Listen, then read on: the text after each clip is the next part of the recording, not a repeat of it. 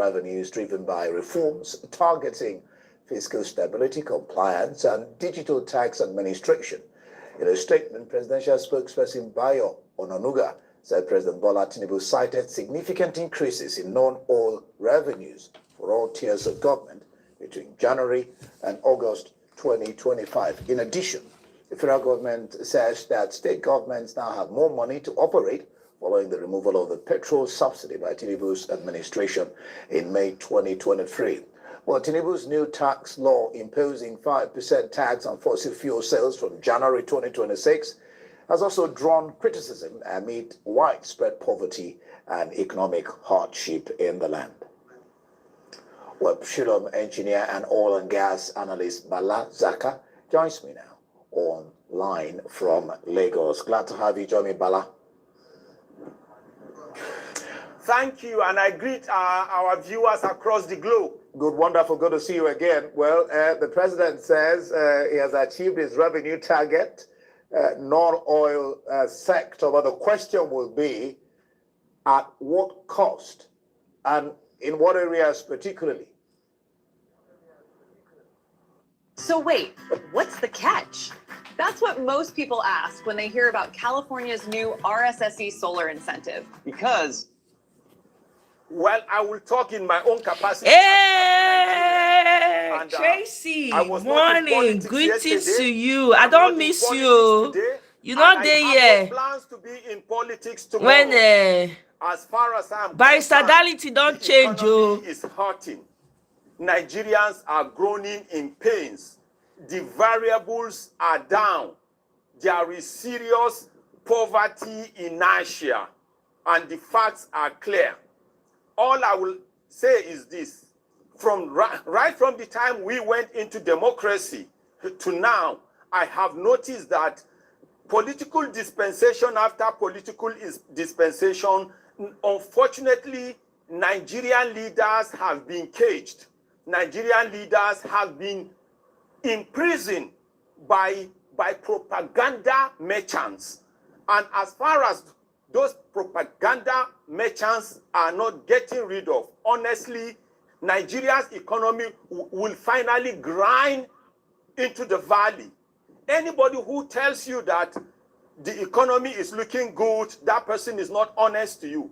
Any person who tells you that the economy is not experiencing serious stunted growth, that person is not honest to you. You know it and I know. All the economic variables are down. You know it. Some people say we, the citizens, are after entitlement. Is not correct. Are we enjoying any entitlement in energy today? No, as far as I'm concerned, there is no entitlement in electricity. We are not enjoying any entitlement in education. We are not enjoying any entitlement in health. We are not enjoying any entitlement in agriculture. We are not enjoying any entitlement in security. The only thing that we are enjoying today that I strongly believe some of those economic vampires have no control over is oxygen. Something tells me that if they have a way, they will cage and lock the oxygen to our leaders from knowing the truth. There is a need to get rid of these propaganda merchants because the economy of Nigeria is in red. It is not me talking in Nigeria. People know it across the globe. We are not doing well. Yes, we have the population, but what is the quality of our population today? Before we used to brag about our population. You cannot brag about our healthcare system today. You cannot brag about our Nigerian security. You cannot brag about our agricultural products. You cannot brag about our education. The only thing we can brag about today is oxygen. And oxygen is the free gift of God Almighty that nobody has control over, especially these propaganda merchants that have caged and blocked our leaders from knowing the truth. Yeah, Bala. Yeah, well,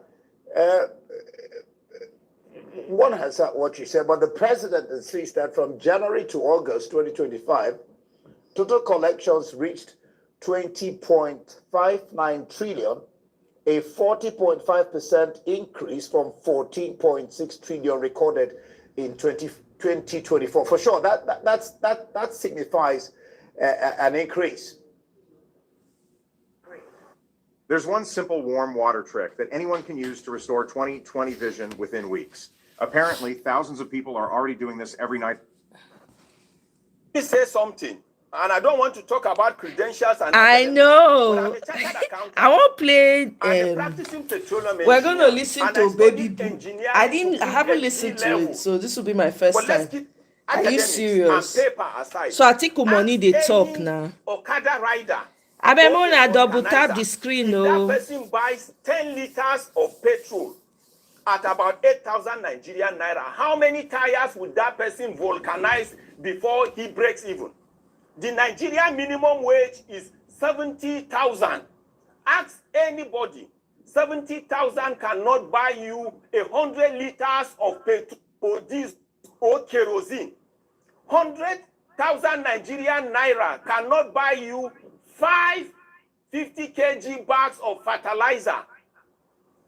70,000 Nigerian naira. As I speak to you today, let those economic theorists and all those propagandists that are using fake economic papers and analysis explain to me how 70,000 Nigerian naira can feed a family of 4. Let them explain. That is why we say they have caged our leaders. All the other analysis you're doing, I can explain. I know the economic variables are down and Nigeria are growing.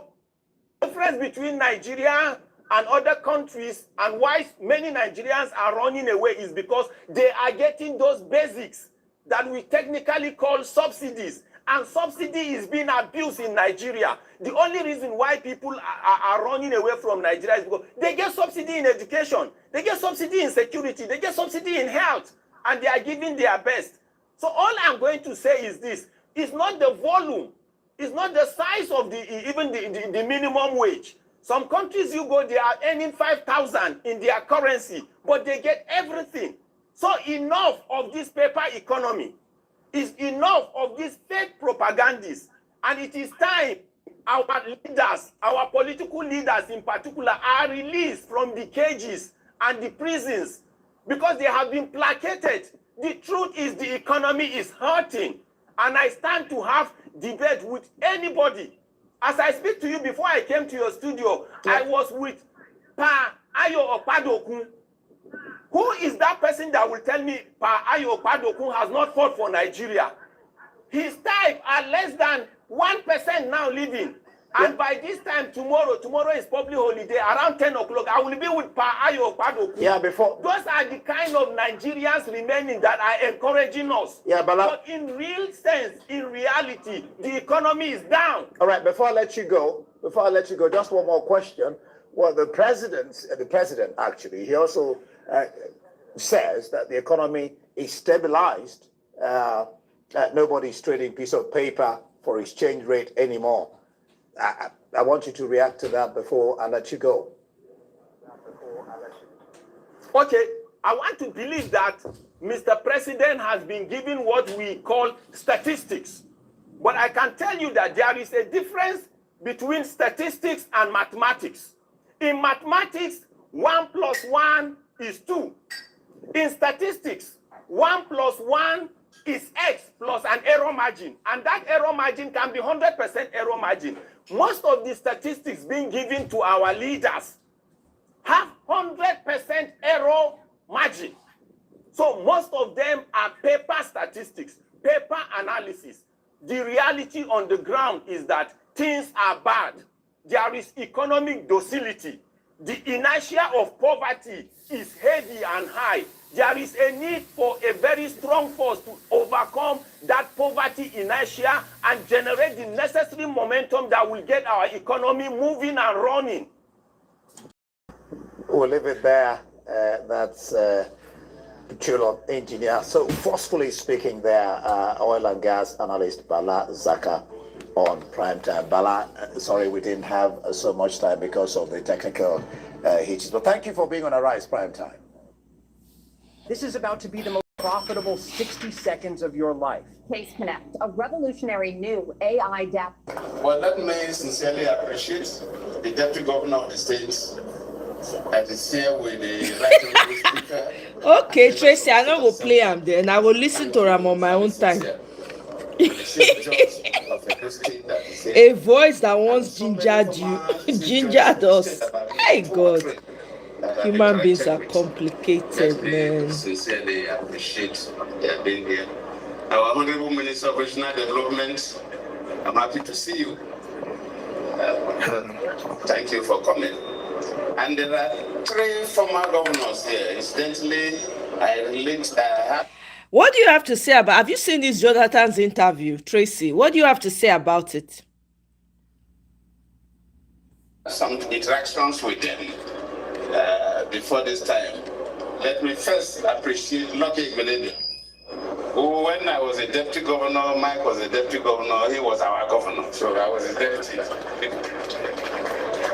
Lucky, thank you for coming. And we have that relationship. Lucky when he destroyed those states, and, clean out the treasury. Senator, God forbid, all these people. Yes, I know. Because now he made your picking. Nepotism, they finish Nigeria, they go so. Yes, and those both. Thank you for my coming. Brother, my so son. Those both, do you remember the first time we met? You must have forgotten. The first time we met was when I was deputy governor of Bayelsa State. You were the Senate chairman of corruption, or whatever, I can't remember. But then they invited Alamisi, my governor then, to give a keynote. Double tap the screen, or click on the 3 dots to like. I remember when I finished speaking, you said you are not going to read your speech again. That was the first time I had encountered you too. But thank you for coming. And Dan Kwabu was our accountant general of the federation, who I interacted with before I became the governor of Gombe State. Thank you for coming. Very senior people will have to appreciate the chief celebrant, my good friend Michael Galome, and his spouse, Rachel, my younger sister, and the whole family. And one person we revered, Obasanjo, and Obasanjo. Tracy, I know, I feel you. Yeah, it can be very tiring. I assure you, I feel it too. And I take the break when I need, right? But here's one thing. It's okay when you feel tired and overwhelming. Just take your time to go. But we cannot give up on the country. I'm sorry. There's just too many things at stake. We can't. If we give up now, we fail. I'm telling you, this is a fact. I'm going to play a video. We need to re-engineer our minds to see a new and working Nigeria. The battle is in our minds. We have to wrestle that battle and create that new Nigeria so that we can see it come to pass. The more of us that can recreate that new Nigeria in our minds and speak that language of hope, regardless of what we're seeing now and what we're seeing around us, the better for us. I did tell you, Tracy, take this as a talker. We cannot. All the countries when we did, they not give up. If to say they give up, we for not did there. Nigerians, we need resilience. There are times I question myself. There are times I say to myself, what's the point? I just come on live, rant, go back, do what I can do. I feel like I'm not even doing anything. It feels like it's not even scratching.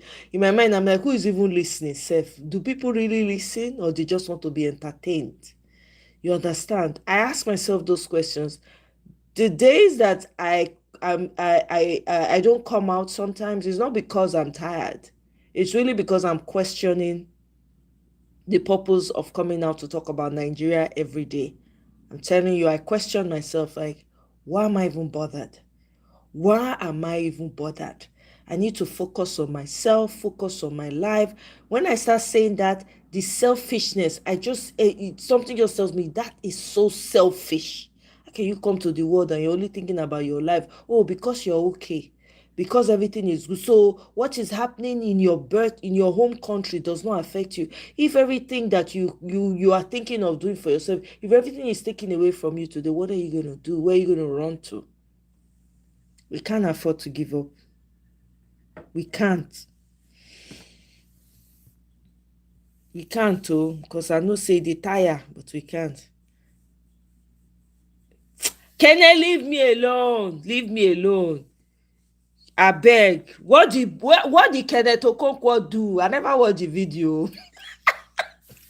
I've not watched the video, but Tracy is like she doesn't want to hear his voice. So it be like saying at my own time. It be like saying at my own time I go take listen to that one because you guys are not interested. I don't know, him, may you hear me ask, so I don't know. They say na, it be like say na one person party for, I don't know, the person sound like a dope person. The name. Now they go, celebrant. The man mentioned the man name when they celebrate. I don't know, all of the way they chop the treasury. Lucky Binedion, he finished the treasury for Edo State. Nothing remain. He not do anything. Yeah, lucky just eyes and ears. God. I'm telling you, Tracy, help me tell Kene. Kene is blinded by money. Political leader, Chief Architect Tom Ikili, thank you. Can you hear? It's blessing a dope person party. Mike Zakome, SAL, thank you. I have to thank all of you here. Very senior Nigerians have been recognized by the master of ceremony. I cannot do more so that we don't stay here for too long. I'm happy to be here to flag off this ceremony to celebrate Mike at 70. Sometimes when you say you are going for... Can you see the name? Ogadome. Ogadome, that's the name of the celebrant. Bible has some kind of stories about 70 years. Because if you read Psalm 90 verse 10, it talks about 3 scores and 10. That means that when you reach 70, you should be prepared to be buried. So when you are going for 70th birthday, it's always difficult. What will you say now? Because the man by the biblical standard is supposed to be waiting to die. But luckily the Bible itself, if you go to Genesis chapter 6, all these people quoting scripture. 120 years.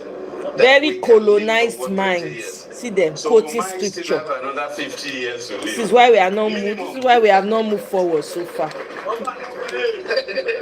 So you go man, they corner, they laugh. The Bible is a book that balances everything, and that we're supposed not to die at 70. We can live up to 120 years. We thank God for Mike. If you look at the way I appear, I normally don't appear this way in ceremonies. I used to wear a full traditional dress. But I decided to appear like my friend from Access Bank this way, because to remind me of our days as a deputy governor. Because even my picture that he used for the program is the picture I took when I was a deputy governor. So he selected that picture when I was there. So if you look at that face, it's much younger than my current face. But Mike is somebody that it's difficult for me to place. As a human being from my primary school to the tertiary level and gotten involved in politics by divine providence from deputy governor to the president of this country, post presidency of today, it's one of the few friends I have that can give out their neck for me. Politics in the Nigerian standard is about betrayal. You find it difficult to see somebody who will say the same thing in the morning and say the same thing in the afternoon and the same thing in the... Tracy, thank you so much. I really, really appreciate this. Honestly, you encourage me in the times that I don't feel like. That's why when I come online, I'm looking out for you. To be honest, every one of you, Guy Wanlele, Kene, Michael, honestly, una dey ginger me, Because sometimes I don't feel like coming out because I feel so waiting at the talk. No, I go they wonder why am I, if you'll be like only noise that you're they make. Yeah, but in other spaces when I find myself, I realize that it's not just noise. People are actually taking in what you're saying, and minds are opening up. And this is what we need. This is what we need. We cannot give up on our birth country. We can't. It will be criminal for us to do that.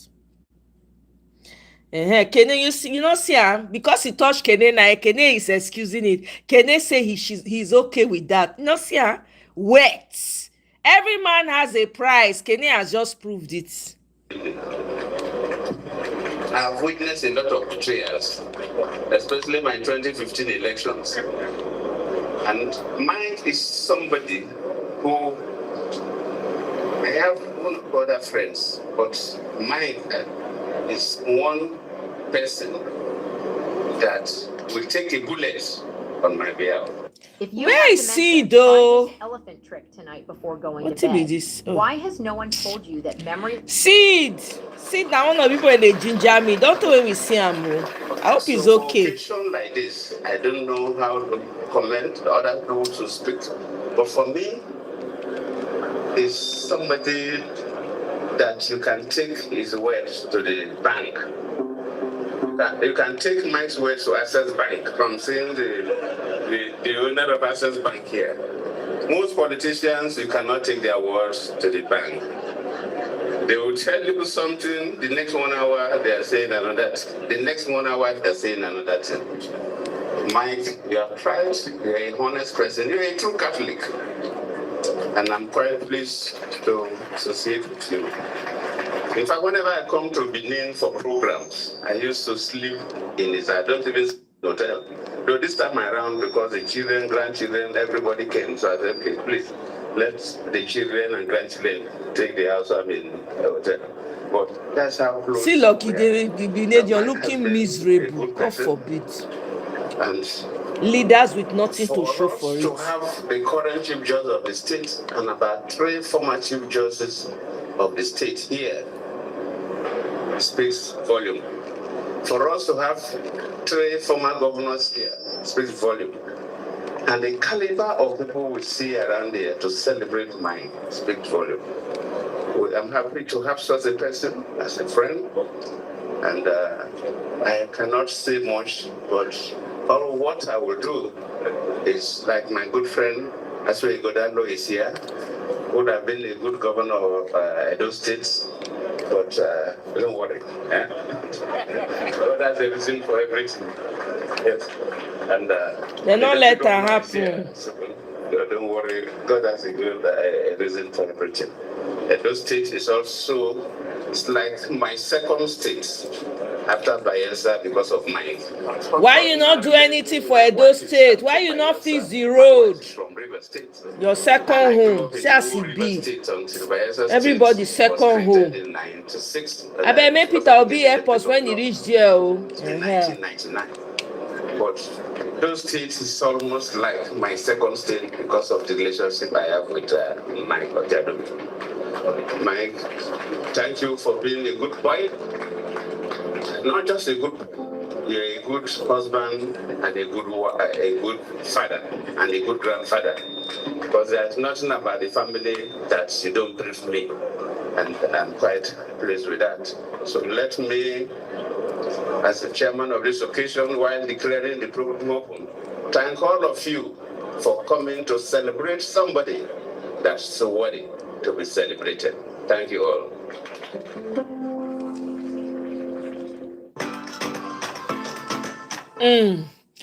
Did he talk about the betrayer? I think so. Were you recently injured in a car accident? Right now, we're being joined. Because so now I don't want to hear Kenneth Okonkwo voice, so I'm going to move to next. Kenneth, you said I'm used to it. I left home at the age of 5. Are you serious, Kenneth, for real? Were you in boarding school? Guys, please, guys, please, if you have not yet double tap, please double tap to like or click on the 3 dots to like. Like the video so that other people will be aware that we are live. Biko, mokuna help me like and share. If you have already liked, don't like again, no, because the like will reduce. Kene, true. You left him at the age of 5. Were you in boarding school? Now you be one of those people who go boarding school that early. I beg, share. Oh my God! At the age of, is it true? Kene is a lie. Kene, you that you used to talk about farm.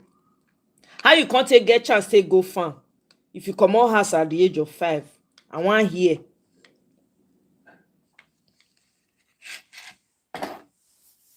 Eh? Okay, let me see. I don't know if it's this. Oh, it's Kenneth Okonkwo. Kenneth Okonkwo, who's a lawyer, columnist. Should we humor? Let's humor him. Tracy, let's humor Kenneth Okonkwo until we can't anymore. Absolutely. So you haven't left the ADC? No. You're still very... You just started. Because there are people who have very strong doubts about the viability of this ADC, and they're unsure about what exactly it really means. Is it really a coalition? They have come out as a coalition. I beg. Even the journalists, they make me vex. Let's move on to other matters. This has got to be the funniest thing you see in Nigeria. Arise television presenters, Rufai Oseni, Ayor, and of course, Abati. Gosh, what is this? What in hypocrisy or which? Oh, goodness me, I don't even know what to call it. What is this? That governors, ministers leave their job. Governors, guys, please double tap to like. Of Imo State, leave their states, leave their jobs. Waka come Abuja, perhaps on a private jet or whatever it is, and then to just wave President Bola Tinubu goodbye, bye. That you're traveling on vacation. Daddy, bye. On vacation. No, be saying that for anything else. Well, you need to watch what Arise television presenters did to these people this morning. They decimated, they finished them. They finished the governors for this kind of still. You can imagine. The worst part of this clip, this side, they wave goodbye to a move. What in the name of... So all the problems on a stage don't solve.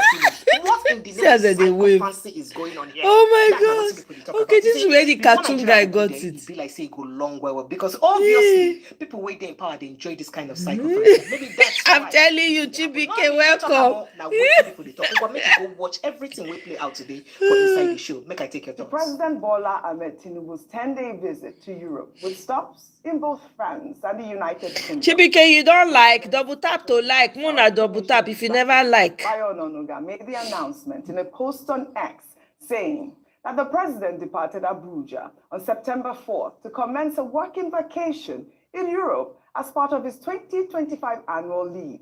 He added that after the trip, the president will return to the country. The president was accompanied double tap the screen in Abuja by a delegation that he said we read cap. Of Lagos State, thank you, GBK.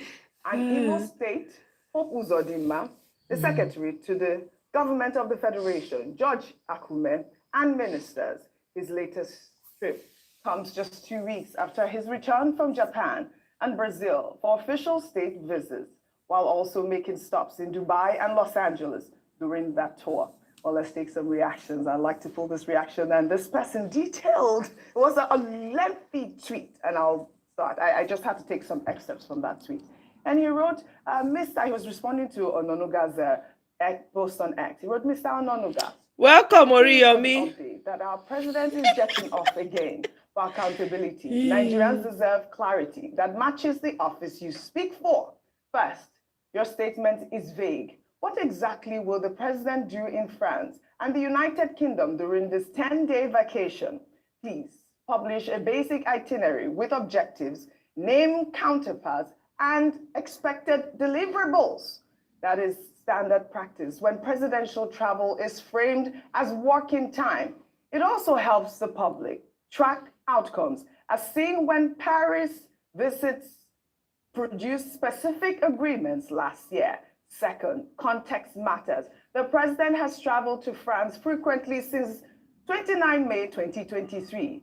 By 12 April 2025, credible reporting had already counted at least 8 separate visits, totaling no fewer than 59 days in France. There have been further European trips since then, Please confirm the updated count. Third, the president has also visited the United Kingdom several times in office. The record shows a private stop in London in June 2023, a Buckingham Palace meeting in September 2024, a 2-week leave in October 2024, which included onward travel to Paris, then meetings in London in April 2025 before returning to Abuja. Please give the official tally to date. Fourthly, there are persistent rumors that the president uses France and the UK. Make things better. Leave me to do my thing the way I want to. If you don't like the interjection, go another channel. I beg. When I know they drop comment for person comment section, they say, stop. Are you okay? If you not like can shift now, let me see wahala. I dey do my thing for my little corner. You come, you want to tell me what to do. I'll try am. If I want to talk over the video, I have every right to. And you people, what kind of disrespect is that? That's why Nigeria is where it is. You guys don't know how to respect people's people's way of doing things. What is that?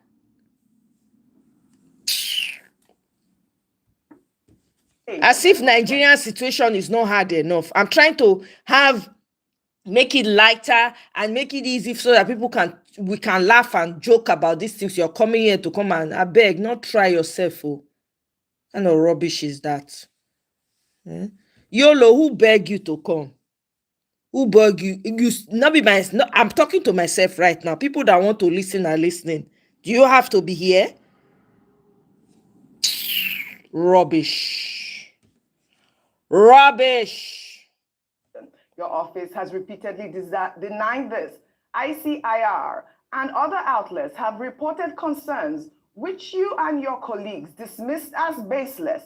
Given the public interest, it would be helpful to address this issue transparently rather than simply denying it. A clear medical travel policy for the presidency would settle speculation. Well, the ex-user went on to talk about Section 145 of the Constitution, which requires the president to enable the vice president act on his behalf. For where? Finally, act on his behalf. Is not a private enterprise. The president holds authority in trust. Transparency is the price of that trust.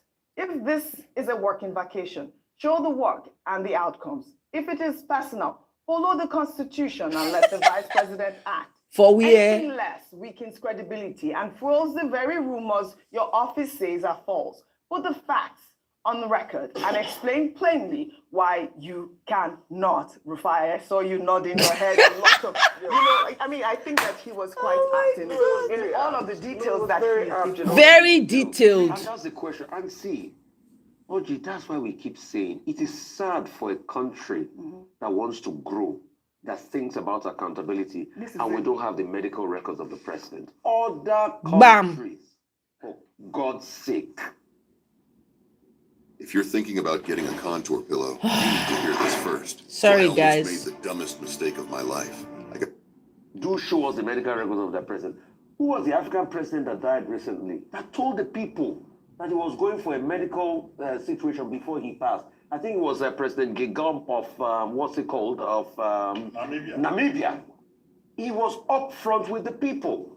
So, if for anything, and those that keep arguing that his medical records are private, please, with due respect, if President Tinubu wanted to keep anything about his life private, he shouldn't have run for president in the first place. As long as he's our president, we have a right to ask and inquire. This is it. This France, think about you almost every time. France. UK. With taxpayers' money. God knows how many times he's gone. 100% I agree with you. And that's why when Ayo was talking, the president should, if it's local tourism, it's not tourism. No, but the explanation was quite vague. I'm going by what the statement. It's not tourism. That's why they always, it was when we said we must demand accountability, they now showed us a picture of President Tinubu meeting the king in London then. That's why they say that was the only thing he was doing and working. Yeah. We can't keep having this visit without even knowing what is going on there. Transparency. There's no big deal. Yes, no big deal. If there's a medical situation, release it. If there's a medical report, let us see it. If there's none, show us. Everyday France. And for that section 145 IO, yeah. They will not respond to that because over the years they've already put that lacuna in. They will say if it's not to 21 days threshold, then you don't need to hand over and all of that. That's the kind of. And you know why I'm saying this? Yes, why? President Buhari did the same. He left for months. But President Buhari was 6 months at a time. And we keep on Let me take this tweet and I'll come to you. Another Twitter and X, I mean, because this story is quite viral. It's quite shocking at the point. At the same time, only because he just came back. Well, this person on X wrote, at a time when hunger, unemployment, insecurity, poor health care, fuel crisis, and unbearable inflation are killing Nigerians daily, a president has no business running abroad for vacation. True leadership means staying home, facing the problems head on, and sharing in the suffering of the people you govern. Go ahead. Yes. It's the same person before now. he became president. The president had been going to France. So we already saw the writing on the wall, that when he does become president, he might very likely be going on these trips. Recall that before his inauguration as president in 2023, he was away in France for 34 days. In fact, what they said at the time was that he went to go and plan the transition, proper transition committee. And we see a lot of people going to France as the new capital of Nigeria because now, they almost put Aso Rock extension in France at the time. So what we're seeing now is what we already had an indication of before he became president. And there were speculations even at that time on the status of his health and whether or not he should declare. And this is where citizenship, active citizenship comes into play. As to the people that we elect into office, to what extent do we demand of them in order for us to repose our trust in them to lead us as a people? Are we satisfied with not knowing their records, or do we make it a condition to the extent that we make it as part of a constitutional provision that anyone who wants to lead us as a nation must declare his health status? I say this because there's an implication for you as a taxpayer. Every time the president goes out of town, guess who's footing most of his bills? We, the Nigerian people. And so you who haven't had enough money, or you don't have enough money to know where your next meal is coming from, have part of your commonwealth being spent to maintain the health and lifestyle of a public official abroad. Beyond that, and I still maintain this, Rufai, that if on the surface of Agbese, yeah, we know. Going to do is he not going to even agree give himself. To be fair to him, he is entitled to an annual vacation, and we cannot legislate as to where he chooses to go on annual vacation. We can raise questions around why the destination of France and the United Kingdom so frequently. But when it has to do with his vacation that is stipulated as part of his contract, he can go anywhere he wants to. But I did mention that as chief marketer of Nigeria, there are nice places in Nigeria that even for the optics, he can choose to go for 1 week, 5 days, and then spend the rest of abroad. Why can't he not go to, I talked about Yankari Game Reserve. You know what that happens? What happens is that it brings in revenue. Yeah. It means infrastructure development will be in those areas. If the president chooses to go to these places, he can visit the Kano Walls. He can go to Yankari Games Reserve. He can go to Indore Hills in Ondo State. He can come to Lagos and go to Nike Art Gallery or go to the beach. There's so many beachfronts. But let me just warn Nigerians. He's going to United Nations General Assembly this month. So let me just prep you that he's going to be away again to the United States of America. Just a minute, please, because we have to go. Yeah. Talking about, the president has gone to France, has gone to UK. It's the frequency of it that people are concerned about. The last time he went to the same France and UK, he spent 19 days. He came back just before 2 days. Now, exactly, Tracy, you're right. Now, Mr. Nonuga says he's going on a working leave. He didn't say he's going for medical reasons. So that medical reasons that people are talking about is speculative because that's not what he has said. However, transparency and accountability is important. I had commented on this morning. I only want to add a footnote. Now, I've seen a picture of when the president was leaving. We have the video. I don't know why they are not playing. Some governors went there to see him off. Now, some of those governors, I don't want to embarrass them. Yes. When he was returning a week ago, from Brazil, they were at the airport to receive him. Look, the people should call their governors to account. If they have no job in their states, They should stop going to airports, an airport to receive president, shake hands. to see president in an utter display of psychophancy. Don't they have jobs in their states?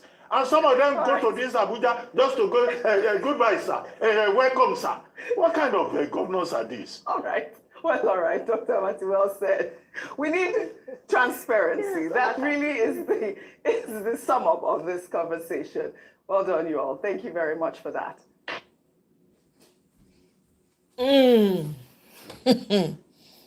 Okay. I think there's one more video. The biggest mistake that keeps you from winning the lottery isn't bad luck. It's guys, please double tap the screen to like. Oh, this is not it. Sorry, this is not it. I think we're done with those videos. Marcus, welcome. Oh, greetings to you. Terry, what's this? Terima Kunle, did I say that right? Greetings. So welcome, everybody. Welcome. All the governors. I just read somebody's comment now. Was it Chibike that said that you should be happy if your governor is not there? Why be say Abia State? Imo State governor is always there. Who's Odima? He's always there, waving like babies. Now, some northern progressive elders, they say they are not in support of government creating state police, that it may fuel political abuse and deepen insecurity. I don't know anything these people they talk. Then apparently there are glitches everywhere. I saw a tweet about, I think there was glitching, whether I don't forget where where that glitch they happen again. If you notice, jam glitch, WAEC glitch. They are trying to get people to be used to the glitch so that when they glitch in 2027 election, you guys will not be. They are preparing people's minds. And I support Aisha's Yusufu's tweet here. She said, all of a sudden, there are system glitches everywhere. People are being conditioned ahead of time to accept the glitches that will come during election. Bam. This guy narrated how armed robbers came to his house. I'm not going to bore you with the details, but this is the reason why I'm playing it, is to tell you the level of insecurity that is now in Nigeria. Now, they suspect that it is people that has been to his house before. Lucky for him, he has security doors, so it was hard for them to come. They eventually came in because they cut through another part of the house that they made them gain entrance. But the family was safe in their bedroom because that one is a very secure place as well. He came outside to try and he was able to get outside away from them after securing his family to go look for security. There are 3-level security to his estate. No security was available. Apart from his own personal security that apparently was tied up. Every other public place that there was the security assigned, there was none. This is the level. This happened in Lagos. Okay. The labors of our heroes past shall never be in vain. See the heroes past. The poor spit. An entire congregation of self-centered cankerworms who stacked for their families couldn't deliver as basic as 24-hour electricity. One of them, of cost memories, even appeared twice. Look at them. From Tafawa Balewa all the way down to Buhari. Buhari 1, Buhari 2. Oh, Siam, 2025 revenue target has been met. No more borrowing. Tinubu. Just a couple of hours ago, federal government seeks fresh 1.75 billion World Bank loan. Did they not say America released 27 or $32.5 million for hunger? All right. So apparently, this guy is a real estate person. His name is, what's his name again? Sujimoto, now that they call him. So EFCC has put out a public demand for him. Okay, so you hear he was narrating, right, his ordeal. He hasn't gone to EFCC, but he's coming to the public to share his struggle. Anyway, let's take a listen, because the story has been all over the place. Right there, I mobilized 42 engineers to the states. I took a house in the state. I love the state. I went to the state, and I was there doing the job. I was traveling from Asia to different local governments. I had an accident that my back got broken, but I didn't tell anybody. Now, the contract was frustrated. When we took the contract, at every point, I knew that it was difficult to do it because of the pricing. Now, when we took the contract, cement was 7,000. By the time we left, cement was 10,000. I faced a lot of people. Sometimes we are in the villages, my stars are being shot at. Sometimes they will have some people come, they will bring guns and shoot at them. I was still there. But at the end of the day, things went sour between myself and the government. And I was still there. If I had money, I would continue the project, but I had my other projects. I had stress on my other project that I wanted to do. Now, they took me to court. And I said, okay, let's look at the entire project. How much have we spent? Till the last day, I was in the project. I was there till the last day. Then I asked me that, how much have we spent in the project? Omo, he said by the time inflation soared, right? So bag of cement jumped from 7K to 10K. But you see all these APC do no goods when that are cost for life. They'll be telling you a different thing, painting a different picture. I feel sorry for the man. I hope he's able to sort whatever it is out.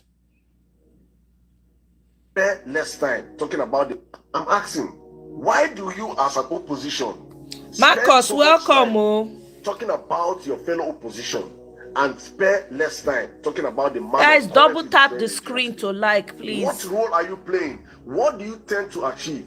What is the benefit of you spending all your time? Any platform you give somebody a mic and a camera today, the first thing that comes to his mouth is Peter Obi. Is it because truly they all know that Peter Obi won the last elections and it was stolen?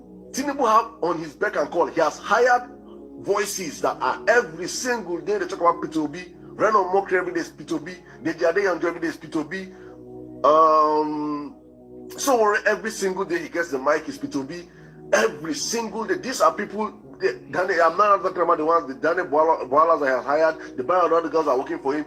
He has a media set of trolls that are all being paid every single day to discuss about Peter Obi. And I ask myself, if Tinubu is, and this is expected of Tinubu because Peter Obi is someone that has vowed to take away power from this man and is working towards taking power away from him. So I can understand Tinubu doing all these things because he has to protect his interests, right? But what I don't understand is Sowore's play in these things. If you truly want to be a president as you claim you want to be, shouldn't your attention or shouldn't all your power as an opposition be in calling out Tinubu every single day? Shouldn't your work every day be calling out the inefficacies of Tinubu's government? Shouldn't your work every day be calling out the criminality in Tinubu's government? Shouldn't your work every day be calling out the atrocity of the Tinubu government? I went through your whole time and I did not even see you tweet one day against the alleged kidnapping of the Nantes president. What you're meant to do as an opposition, you are not doing it. You're more focused on your fellow opposition. If Tinubu is to lose 2027, is it not a unified opposition that are meant to come together and say, okay, let's keep our differences aside and work towards ousting this man? But no, you're not interested in that. You're more interested in the marketing your fellow opposition. You're not even marketing yourself. You have not been tested in any capacity as a person, as a leader. All you have done is jump on any person. If any person they just because we know that you're a state actor working for this government. When Tinubu came into power, the first thing he did was to rescind your visa, your passport that was seized. The court was you're the first person Sowore under Tinubu, I think, that got back his passport, because all through that time that under Buhari that you were fighting the government, you were working for Tinubu. The same thing with Sunday Igboho. Where is Sunday Igboho of Yoruba Nation now? Where is he today? Where is Sunday Igboho today? When last did any Nigerian hear about Sunday Igboho? He was at the peak of his madness during Buhari's tenure. shouting for Yoruba nation, Yoruba nation, Yoruba. Where is he today? All these people, all these actors were sponsored by this same man in Asolo today. He is in power today and everybody's quiet. He has destroyed Nigeria in 2 years more than Buhari even did in 8 years. Everybody's quiet. Instead, when Governor Amuneke glitch. No, focus on Atiku. It is insane what is going on with these people. But it's important I make these conversations happen out here because Nigerians are easily hoodwinked. I say this all the time. Nigerians are we are very selfish as the people because we're all concerned about ourselves and less about the nation in general. But I'm happy that a rising is happening of conscious Nigerians that are asking questions and know the truth and can separate the truth from the lies. So Omoye and your brother Deji, I'm going to probably have a special time for people like them Deji and the roles they play for me. Nigerians, I don't even know these guys and what these guys come. I think God placed me in this place to just talk about you guys because I studied you guys at least on the social media angle all through 2010 up until today. I can give a perfect biography of you guys' social media footprint and how and the roles you guys played and what I believe and I know you guys are playing today. There'll be consequences for what you guys have done. Gone are those days whereby you do things and you let it slide. I just thought I'd bring this back. I'm sure some of you have heard it before. We're gonna see you. Gonna see him, man. Okay, so this is the Sujimoto guy, and let me play this guy's analysis on it so you can get a clear picture. Sujimoto! Hello! You see this young man? ESC don't declare wanted. This is Sujimoto, a real estate big man. This morning, ESCC declared wanted. I say, what? I love this guy so much. What happened? ESCC not give any details. For this class, we look at grace to grace and grace to standard of this young man. This class is not to mock, it's to learn lesson, to ask ourselves what is going on in our society. You can see in this place, this is ESCC notice. They declare wanted. Olasiji Suji Ogudele. Now this guy there, Suji Moto. You will see everything for this class. Punch. ESC declares Sujimoto CEO wanted over money laundering. A real estate big man, young man where they do work for real estate. Now declared wanted for money laundering and the diversion of funds. You will see everything. Let's look at the beginning of this young man, how it started. According to him, I watched his interview many years ago on the Duku YouTube channel and also on different media outlets. That time, they do it. They build big houses. I don't know what they go on now of present. You will see everything. In the beginning, born in Agege, Lagos, lived in a small one-room house. This is my story. Father was a manager, mother was a trader, Okada hustle. At a very young age, he started Okada business. He began with one Okada, grew to 6 bikes in 3 years. Riders brought daily money, lend cash flow, and partnership at a very young age. He said, Papa, cost stop. They go to do the Okada business. Because of his yearning, his hunger to make it alive, Brazil, he left Nigeria. Where he go? He said he went to France between his age, 16 and 17. Stayed in a refugee camp. And he talk so for interview. This man just like dishwashing and trading, mentorship. When he there France, he come meet one Sheikh Mohammed Raji in France. Big man, multi-millionaire. When they build houses, the man they into real estate. What he call when they made this man according to him? They say they know they argue with person where he dream. Okay, became his assistant. The man called Tekan, called the mentor. He could become the man's assistant. Okay, learn global business from this man. Work with no salary. He said they know they pay a salary. They do any job, any method they learn other demand. It's like the story of the richest man in Babylon. Call it capital of dedication. That's what you call it. Now the capital of dedication now you get. Although they know they pay a salary, what he get na capital of dedication. Turning point. He said Sheikh died in 2013.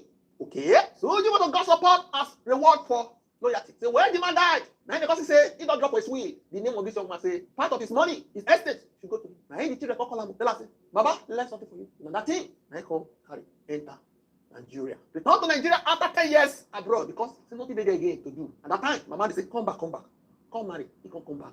Come enter Nigeria real estate business. Came back with exposure and contacts because of his dedication, the training. He don't get a lot of contacts for the industry. Okay, that's why he enter Nigeria real estate business. For the do well, luxury real estate. Focus on Banana Island projects. They do big projects for Banana Island. Details they get everywhere. Don't be lie. Build for 1% of the 1%. The top people in Nigeria. And they go there. Davido bought one of his houses. called himself Rolls Royce of real estate. And name when he said that. Because I have a question about this, right? You came back to Nigeria, you learned, whatever. You came back and you're only focusing on the 1% of the 1%. It doesn't make sense. Eh? You will expect that you would expect that somebody who has that wealth of knowledge will come back and try to build maybe like houses that people can easily readily afford, and then a lot of people can have housing, and then you can gradually make your money. No, you come back and you're focusing on the 1% of the greed and the love for money in Nigeria is not here. Nobody cares about contentment anymore. Everybody want to make money by any way, any means necessary. You go and learn from somebody who you worked with. You come back, instead of you to give back to your people, like, okay, let me do something that regular people can afford. No, you target the 1% of the 1%. Anyways, they built the classic in the compromise. Brand and values of this young man. He said he has one key, that which is diligence, integrity, and excellence. Use media and interviews to sell his story. A very good motivational speaker. He talk to you and you will forget your story. Became known as grass to grace example in Nigeria. Even me, as they talk to you, so I love this young man. I like him well because you see his story. We have a young man who start from nowhere. Call this one. I didn't have the capital of currency, but I had the capital of dedication. So that whatever I had, I dedicated it to my principal, and I saw it through. So that's why I could rise as a black man from nothing to everything. I became his confidant. I became a member of his think tank, and when he died, he was able to, the children said you have this as compensation for the dedication of your dedication. So I think when he died in, I think 2013, September 2013, I decided to come back home. That was all. Building luxury homes. Doing big things. Until recently, now this young man got he go man started shouting, Sujimoto! National debt up. That good story. What happen? So this young man got to talk of, say, in the old ministers, when they never pay. In the old investors, you know what pay many investors, all the every day. Sujimoto, national debtor. To the general public, I'm going to be playing a voice call recording between two of Sujimoto's staff. Sujimoto, another person. Sujimoto. Next, after few days. Tell us, don't clear some debts. Sujimoto, to the general public, I can now confirm that Sujimoto has paid his debt. Now he has not paid all of it, but he has paid a very good part of it. Sujimoto has paid the 75-year-old man the sum of 405 million naira, which was owed to him. Sujimoto has also paid to Mr. Bright the sum of 30 million naira. He has also paid about two investors the sum of 10 million naira each, which they invested. With him, he has also paid February salary to his staff because most of them resigned. He owed them for January, February, and March. So he has paid for January, he has paid for February, and he's yet to pay for March. So Sujimoto, go pay them. That's why they resign. Ensure you pay them all their salary. Sujimoto, I'm happy for you. I'm very happy for you. I've washed my hands of you. But go and sin no more. Because if you still sin, there will be part two. I said to myself, wow, I love this guy. I love this guy. Before we get now the P1 real estate company. The real estate company that said P1 real estate company. The real estate. This money. Oh no, what? Olasiti money. Wanted by ESCC? Why? Wait till they go for this industry. Look at each of them. It's made. They don't say the public is hereby notified. Before ESCC will do this, it means say they don't contact and invite and they refuse to go there. The worst thing that should happen to any businessman now for ESCC to declare you wanted. Because to clean this mess from the internet. So if they invite you, go submit yourself, they know they buy person for there. The worst, they will say you go prison. You go try to come out. This brand, when they brand you so because you refuse to submit yourself. It's not good though. The public is hereby notified that the young man of Sujimoto Luxury Construction Limited, whose photograph appears above, is wanted by the Economic and Financial Crimes Commission (EFCC) in an alleged, let me say the doctor say alleged case of diversion of funds and money laundering. Ogudele is a 44-year-old indigenous of Oyade local government of Onshu State, and his last known address is G39, Banana Island, Ikoyi, Lagos State. Anybody with useful information as to his whereabouts should please contact the commission in his Ibadan, Uyo, Maiduguri, Bini, Makurdi, Kaduna, Ilori, Enugu, Kano, Lagos, Gombe, Port Harcourt, or Abuja offices, or through this number, his email address, the dropper, or the nearest police station and other security agencies. Sign, Head, Media and Publicity. Sujimoto, national debtor. To the general public, Sujimoto has now been declared wanted by the EFCC. That's it right there. Sujimoto has been declared wanted by the EFCC. And not only has the EFCC declared Sujimoto wanted, I myself has also declared Sujimoto wanted because I now have a new case of Sujimoto owing another person the sum of $1.9 million. 1.9 billion naira as we speak since 2020 or 2021 thereabout. $1.9 million. Now all these real estate developers that are defrauding people, your time of defrauding people has been declared over. If you are defrauding Nigerians or if you are defrauding people, we will come for you. We will come for you and we will deal with you. Anywhere you did, I'll fish you out. Anywhere you did, I will fish you out. Your days of defrauding people is over. All the real estate developers, your days of defrauding people is over. Anywhere you did, I will fish you out. And we wipe your name from the face of the real estate market. And we turn back your brand of dust and ash. You will cease to exist. Even ChatGPT not going to find you. Where did they go for this estate company? Now, so man, they disturb me. Come on back. I said, I don't get money. He said, come on back. I said, I don't trust every real estate company. You know, they go on. P20 real estate company. You must say, we're not like that. Market me. See this video. Someone was accusing real estate companies of selling receipts instead of land. I had the experience with my client one-on-one just 2 days ago. This is documents I already prepared for the sale of land. For the client, I already prepared the document, and they took the client to the area where the land is. They showed her a vast area of about 31 plots of land. And the lady was insisting, can I know the particular plot you want to allocate to me? They told her, no, you don't have business with us until you pay us. You pay the complete money for the purchase of the land, the development levy, and other fees attached for the estate. That's when she can have business with the company. She said, okay, that she's going to pay the next day. She made the transfer, and they took her to show her the area. And he was not asking, my client was not asking, can I know my particular plot, the plot they are allocating to me? They refused to give her a plot number. They told her that their company policy, the way they do it in the company, that the allocation will be done after the sale of the whole 31 plots, and that she's 28%, and therefore she has 3 more plots to wait before they will do the allocation. She was like, I thought people said that I don't have business with you until you show me my own plot. They said that no, that is their policy, that she doesn't want to agree with their policy, that there's nothing she can do about it. She said, please can you refund me my money? Already she had made payment for the documentation through the Nigerian bank station. She had made the payment and she was requesting for refund. They refused to refund her money until she nearly, she actually got mad in their office. Like, you're not going to refund me my money when I already paid you, and you're not. They refused to, and after they refused to sign the documents the lawyer prepared. They said that it's their own lawyer that will prepare the documents. Oh, yeah, bring the documents the own lawyer prepared so that I will sign. They said that she has to wait for at least 1 month so that she can sign both the documents and the survey plan will be ready, and all these things is just to delay allocation. If you are buying any property from any real estate company, once you make payments, or even before you make payments, make sure you know the particular plot they are allocating to you. If you don't have the plot number, if you cannot identify the plot, do not make payments. If you must make payments, immediately upon payments, make sure you know your particular plot. And once you make payments and the plots allocated to you, start fencing your land immediately. Many real estate companies don't actually sell land, they sell at receipts. What they do is that they use your money to purchase the property. And in many occasions, there is no property at all to purchase. When they gather that money, they will now go and looking for property, because they will now go somewhere so far away that may not be so accessible that you may not like. But because you are paid, you will have no option that you accept the property. So before you buy property from any real estate company, make sure you know where the land is, make sure you know your plot number, make sure you know the identity of the particular portion you are buying, so that once you buy, you enter and start doing something on the land to exercise ownership and possession immediately. If you go to court without having identity of the land, you don't have any case, you are going to lose woefully. Since that time, you know the court because the time say, we have big plot here, we get this one here. Once we buy, we allocate. I can show on this. Since that time, disappeared. Real estate company, where in Nigeria, we did go. That's not for me. You know, they say I advertise like that. You know why? After me, you don't agree, finish. I'll come send you one document, one legal document. Let me say, you need to sign. What did they say?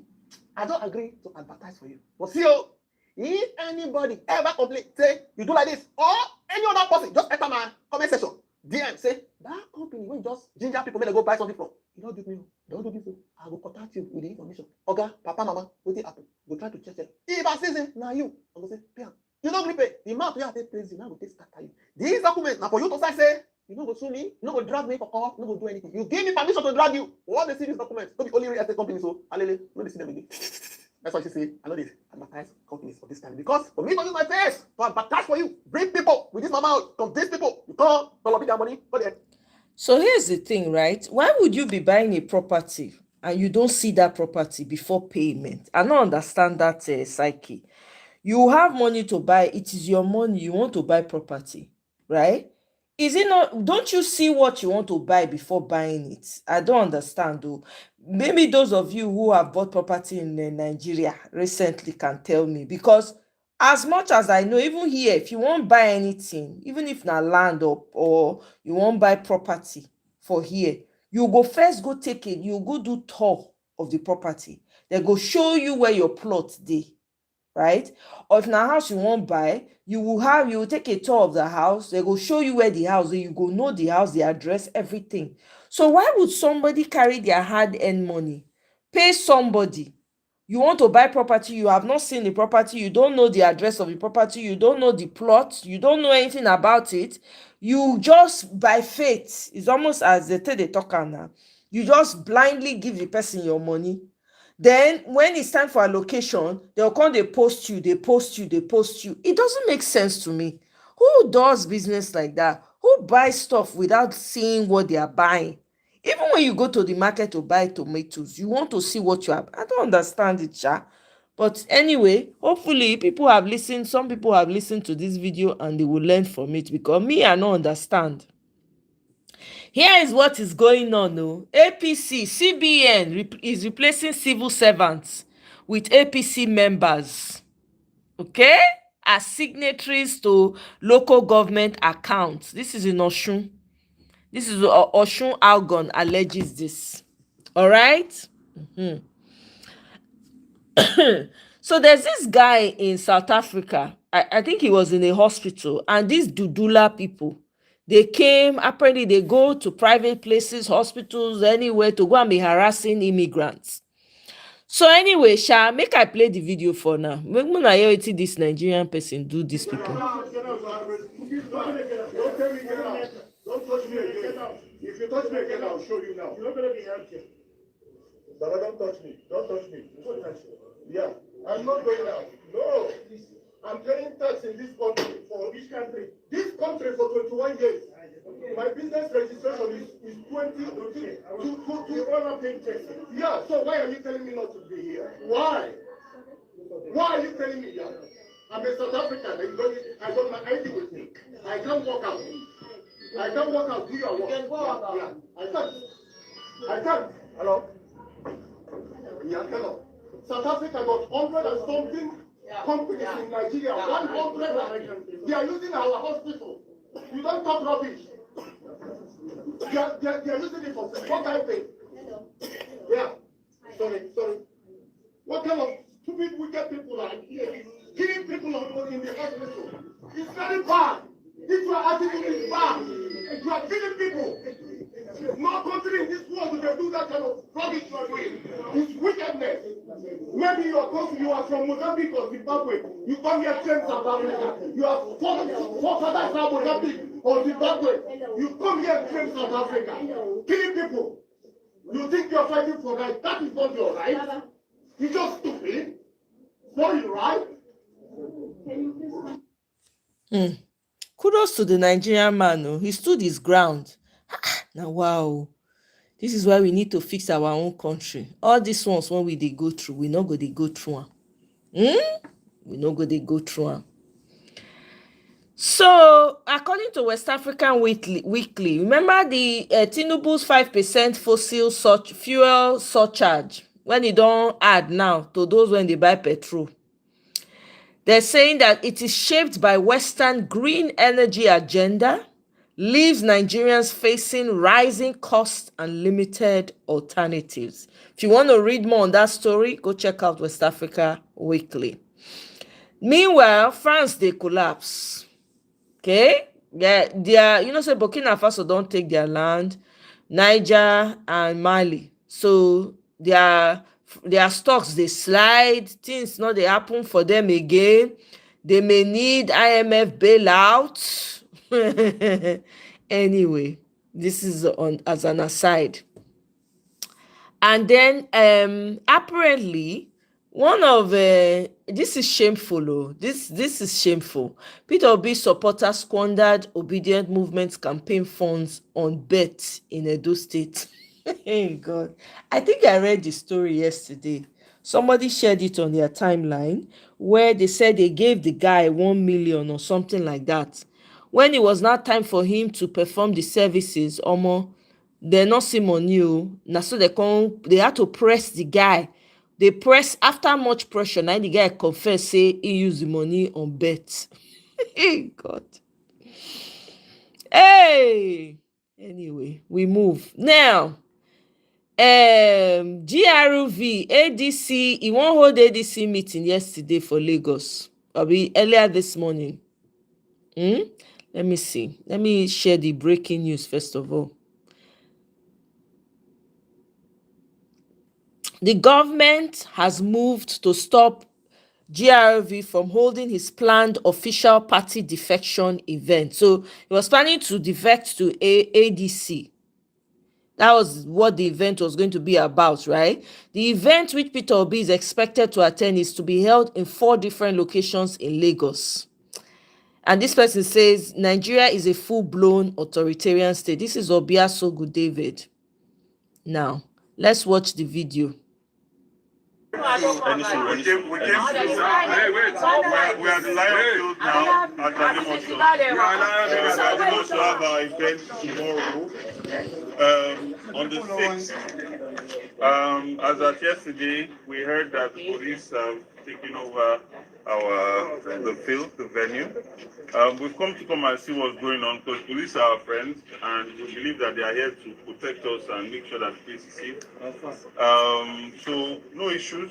We are going to go see the Commissioner of Police to discuss, using this field. We wrote a letter. So come in here, explain the process. We are the planning committee of the event. We wrote a letter of notification to both the area command and the one estate police station here, and it has been minuted upon and forwarded to the Commissioner of Police about 3 days ago. Up till now, we await the approval, so to say. So on getting here this morning, we find out that the place has been kind of controlled off with policemen, and we were told that we need to go and see the Commissioner of Police. And as His Excellency has said, we know police, they are our friend, they are here to protect us. And it is our right to also... Yes, it's our constitutional right to gather. We are not doing a rally, we are not doing a protest. We just want to gather as an organization. And there's nothing wrong with that. That is why we are free. That's why we are in Nigeria. That's why we are in a democracy. That's why we are not under military rule. Yes. So we are going to go and see the commissioner now. And by God's grace, we'll get a favorable response.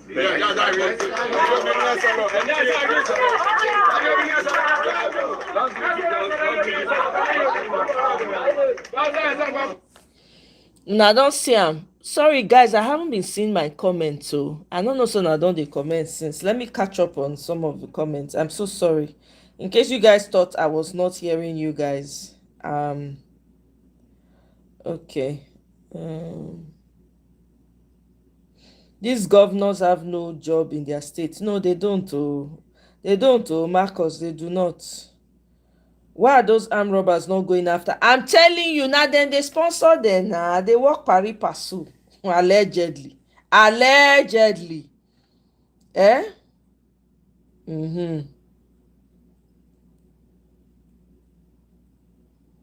Last, now everybody go chop brief. I'm telling you, Faith, Chimeze, welcome. Keneo, Abio.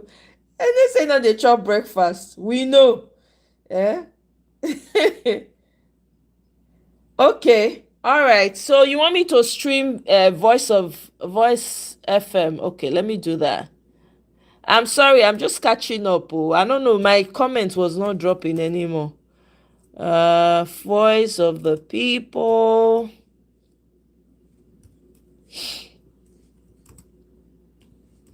FM. Is Barrister Darlington on there? Stop. Don't get a HELOC until you know about HEI. HELOCs are loans. You borrow, pay interest, and make... Now, I said something before. I said, some people were there. There were presidents. So there were parties that were not APC, that was in government. Oh yeah, I'll play that, Kenny. They do the same thing to APC. If they did the same thing, would APC, would they have won the presidential election? Even when Jonathan went to vote, they can't read that malfunctioned. Not the worst, not twice. Jonathan has the power. If it is APC government, they will have cancelled that election. But Jonathan said no and allow all what Jaga did.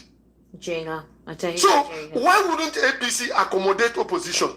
Because they know they can't win local government councillorship election. Wow, I guess wow. I think it's a problem. That's the only maybe problem. Maybe I should call maybe I should name our system Mr. Lawal Kanda, Mr. Tony Bata, let's take a listen to That's that. true, I guess it can also be fake. Maybe it's intimidation crazy that we are running. I don't know. Every Nigerian without any special preference to anybody. Okay. We are against APC, and APC is that alternative that they should have. We do not have any preference. Every Nigerian has equal importance to us. We are a party for the people. So when you say ADC is cutting, well, I'm telling you, we are cutting everybody. As I'm sitting here in this platform, I am cutting my way, and I am cutting you also. Okay, well, interesting angle, Mr. Koko. Just a second. Interesting angle. Now, from what you and a host of other people built around Mr. Peter Obi in the run-up to the 2023 elections, you guys produced about 6 million votes. Now, you also said on this program so far that politics is a game of numbers. I don't have Mr. Peter Obi's numbers, and I'm not sure if Markwe has Mr. Peter Obi's numbers. Now, for a political party like the ADC, it's natural to expect that, okay, who has more political capital? Between the three of us, I would say it is Mr. Peter Obi, right? So, do you think, should the APC adopt Mr. Peter Obi as its candidate for the 2027 elections, would you be on his side? No. No. ADC is going to go into democratic, free, fair presidential primary election. And whoever emerges, the party will support the person against Tinubu in 2027. That is the democratic thing to do. You do not allocate tickets to people, you contest for tickets. Anytime any party makes the mistake of allocating tickets to people, those people, except it is by the consensus of all the candidates that want to contest, those people eventually go to waste the ticket. I give you an example. In 2023, Tinubu was the leader of APC. Yet APC could not allocate any tickets to him. He went in and contested and won in the primary and got himself very prepared for the exigencies of the general election. And with that capital by his side, with all the fellow contestants by his side, they were able to make INEC to pronounce Tinubu the winner of that election. So did you hear his last phrase? They were able to make INEC to announce President Tinubu the winner of the election. This guy is something else. But let me come from this angle. A couple of supporters of Peter Obi say this is Kenneth Okonkwo yet again betraying him by saying what he said. You heard what the uncle asked him. If the ADC gives the ticket, says, okay, you know what, Mr. Peter Obi, become the party's flag bearer. You will fly the ticket. Would you be on his side? And Kenneth Okonkwo said no. He said it 3 times. Now, it's normal to change your mind about anybody. It's not by force. The fact that you and somebody is from the same geopolitical zone does not necessarily mean that, or the same ethnic extraction, does not mean that you need to align with a person. He once aligned with Peter Obi. He once spoke on his behalf. He followed him all through during the 2023 elections, followed him to the Supreme Court, to the tribunal. He was there all through, speaking, lambasting the opposition. And all of a sudden, after what happened, he complained that politics in Nigeria is not being a gentleman, it's not about being meek. What do you have to say about what Kenneth Okonkwo said? Kenneth Okonkwo has his own fundamental right to associate with whoever he wants to associate with. And Kenneth Okonkwo also contradicted himself when the anchor person asked him if the party, he said no. But he said if there was consensus, so that consensus still will come from the party to give whoever they want to give. You see, most of these people that call themselves politicians, Kenneth Okonkwo is still an Nollywood actor. Most of them are looking for politicians in Nigeria.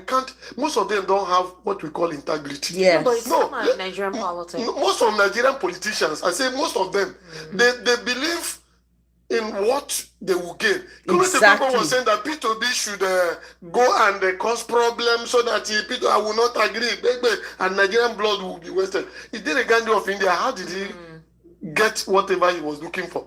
It was peaceful resolution. Moving.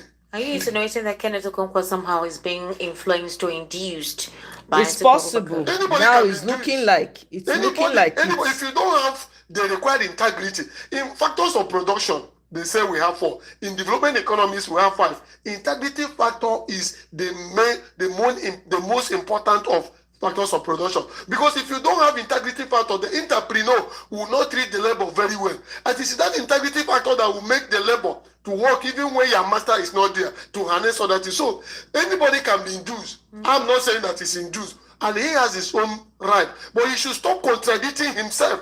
Okay. That if he said, I will not, but he came back and said, if the party consensus, what do you mean by consensus? Is it not party that will decide with the people and say, let's give to these people? That's why I was one of the people that saying, article should wait. Your interest, your love for the country, your love for the country should supersede your personal interest. Exactly. That is it. This is the tone.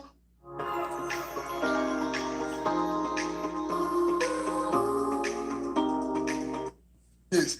And the note will take over, we will support them. And I saw what Kenneth Okonkwo, if you will listen to that in the end, he said that Peter B are promising the North is strategic. Okay. One time. Let me tell you, if you don't have integrity factor, that's why today most of the governors are betraying themselves, not Nigerians. P2B will keep it. If P2B did not keep it, people like us will come and vote against him and campaign against him. P2B has integrity. And he said I will go for one term. Mr. Tony, you just said something that politicians in Nigeria, you cannot trust them. I want you to remember that Mr. Peter Obi is also a politician. But he has proven, okay. Hold on. You cannot empirically 100% stamp your foot to say this is how this person is. Remember that President Bola Ahmed Tinubu, when he was in the opposition, told us via his tweets, via his comments against the government of the day, that if it were the APC, insecurity would have stopped in the country. If you recall, during his campaign, he said, let the poor breathe. That was because of the Naira redesign policy that caused a cash crunch. That a lot of Nigerians were slumping on the road. The president made a lot of promises. He gave excerpts of how he feels he would have done better, especially hinging on insecurity and improving the Nigerian economy. But now he's there. And obviously he has seen that it is not as easy as he thinks. And whatever method he thinks or he thought he would apply is not working. Everything, Mr. Tony Mbata, in this country, whether a law, whether not, everything is politics. Everything is being politicized. He can see the heavy condemnation on him. So when you say that this person cannot do this, cannot do that, remember that being a governor is different from being a president. There are concessions that you have to make, and there are people you have to please. So don't 100% stamp a personality that this is what you believe. Esther, can I answer your question? Okay. I gave what P2B said, 199% that P2B will not go more than second term. Okay, let me tell you, when Yaradua, that was Buhari that happened, Yaradua government, when Yaradua, and every other person refused to say, it took a woman of honor to say, if I perish, let me perish. That's the late Professor Dora Akunyili. And let me tell you, see, this is one of the problems of Jonathan. When Jonathan completed the first, second, after completing the Yaradua 2 years or 3 years, and they said, okay, go for the second time. Obasanjo, them, all of them supported him. And they asked him, Jonathan, don't go again. Jonathan, people keep advising Jonathan. What happened? Jonathan could not win that election. And other thing, the rest is history. If we don't know the history of this, the history of things, you make mistake. We have learned our lesson. And it's high time we started honoring our word and keeping what we said. So I am telling you, standing here today is, I think today is 4th, telling you that truth, okay, P2B cannot go more than second term. He will go one. He's a man of integrity. Okay, look at the people that are saying it. Look at, so there are a lot of things we don't need to say on air. P2B will keep this one. So any other person can say anything because they lack integrity. Are you a politician, Mr. Tony? I'm a politician. Everybody's a political woman being. I'm a politician. Interesting. All right. Political monkeys. No, we can't. I'm an image of God. I can't be. That's why I didn't say we are political animal. I'm not an animal. No matter whatever psychologists will say. No, as I'm a political human being, an image of God cannot be an animal. That means you are degrading God by saying you are a political animal. I am not. Okay. All right, there are talks that President Tinubu has weakened Peter Obi's influence, and that lately, with the recent situation with the by-elections and the person that Peter Obi endorsed who has lost, lately there have been a couple of persons that campaigned from the Labour Party to the APC. Even Peter Obi's closest allies have left him and joined the APC, so he's no longer as popular as he used to be. One of the Labour Party persons in Lagos State once wrote and said that possibly because Peter Obi has not made where he belongs known, that a lot of his supporters have supposedly reduced. That's basically what, that's the stipulation. Do you think that the president's influence has weakened Peter Obi's influence? They know presidency, APC are jittering because of Peter Obi. Peter Obi influence has grown more than, because Peter Obi has been consistent in what he said and what he's doing, and people have verified this.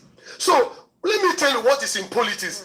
Propaganda is one of the tools they use in order to put fear to your opponent. They create things that is not happening so that the feeble-minded people can believe what they are saying. They know. That's why everybody, I've said it when I was starting, that why must you cry more than the bereaved? Because they want Peter Obi to make mention of which political party I want to use, so they will start causing problems. And Peter Obi has put them in a state of uga. They don't even know what they are doing. So what confusion? They are confused. APC, the only person that is giving APC and other party problem is Peter Obi, because they know that free and fair election, Peter Obi is winning. Go and check all the elections conducted in Nigeria. Is it the River State own that they did? We know what happened. Is it Anambra? Tell me where we have good election. That's why opposition or people that are fighting should first of all let us go and get INEC to do proper thing. Okay. If we don't get INEC to do proper thing, there will be no election. I'm saying it. Can I there will be no free and fair election. Mr. Mbale, let me say something. Mm-hmm. The first thing is this. Peter Obi will eventually declare. Don't forget that.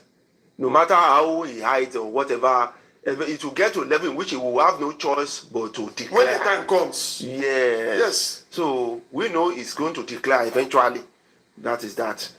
Now, second is that when you say this Peter Obi every now and then, I think what makes Peter Obi this kind of, an opposition to beat is because he has his own horror.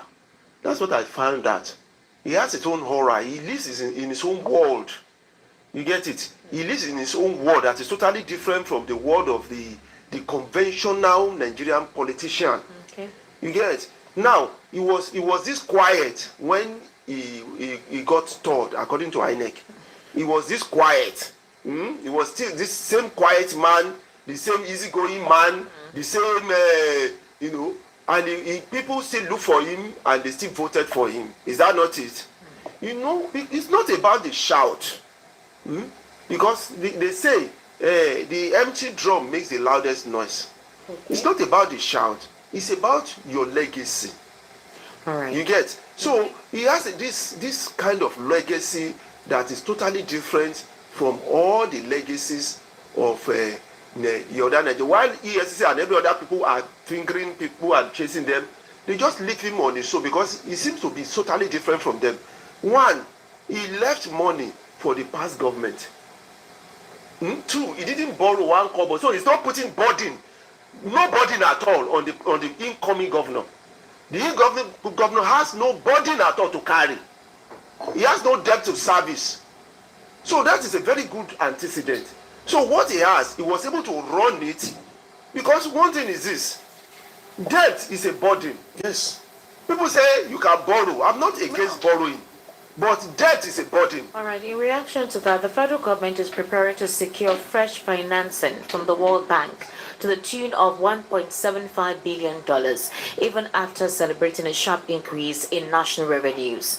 The president had on Tuesday, if you remember, declared that Nigeria has already surpassed its 2025 revenue targets. The presidency, in its clarification of the president's claim, said Nigeria raked in 20.59 trillion naira between January and August 2025, which represents a 40.5% jump compared to 14.6 trillion naira recorded in the same period last year.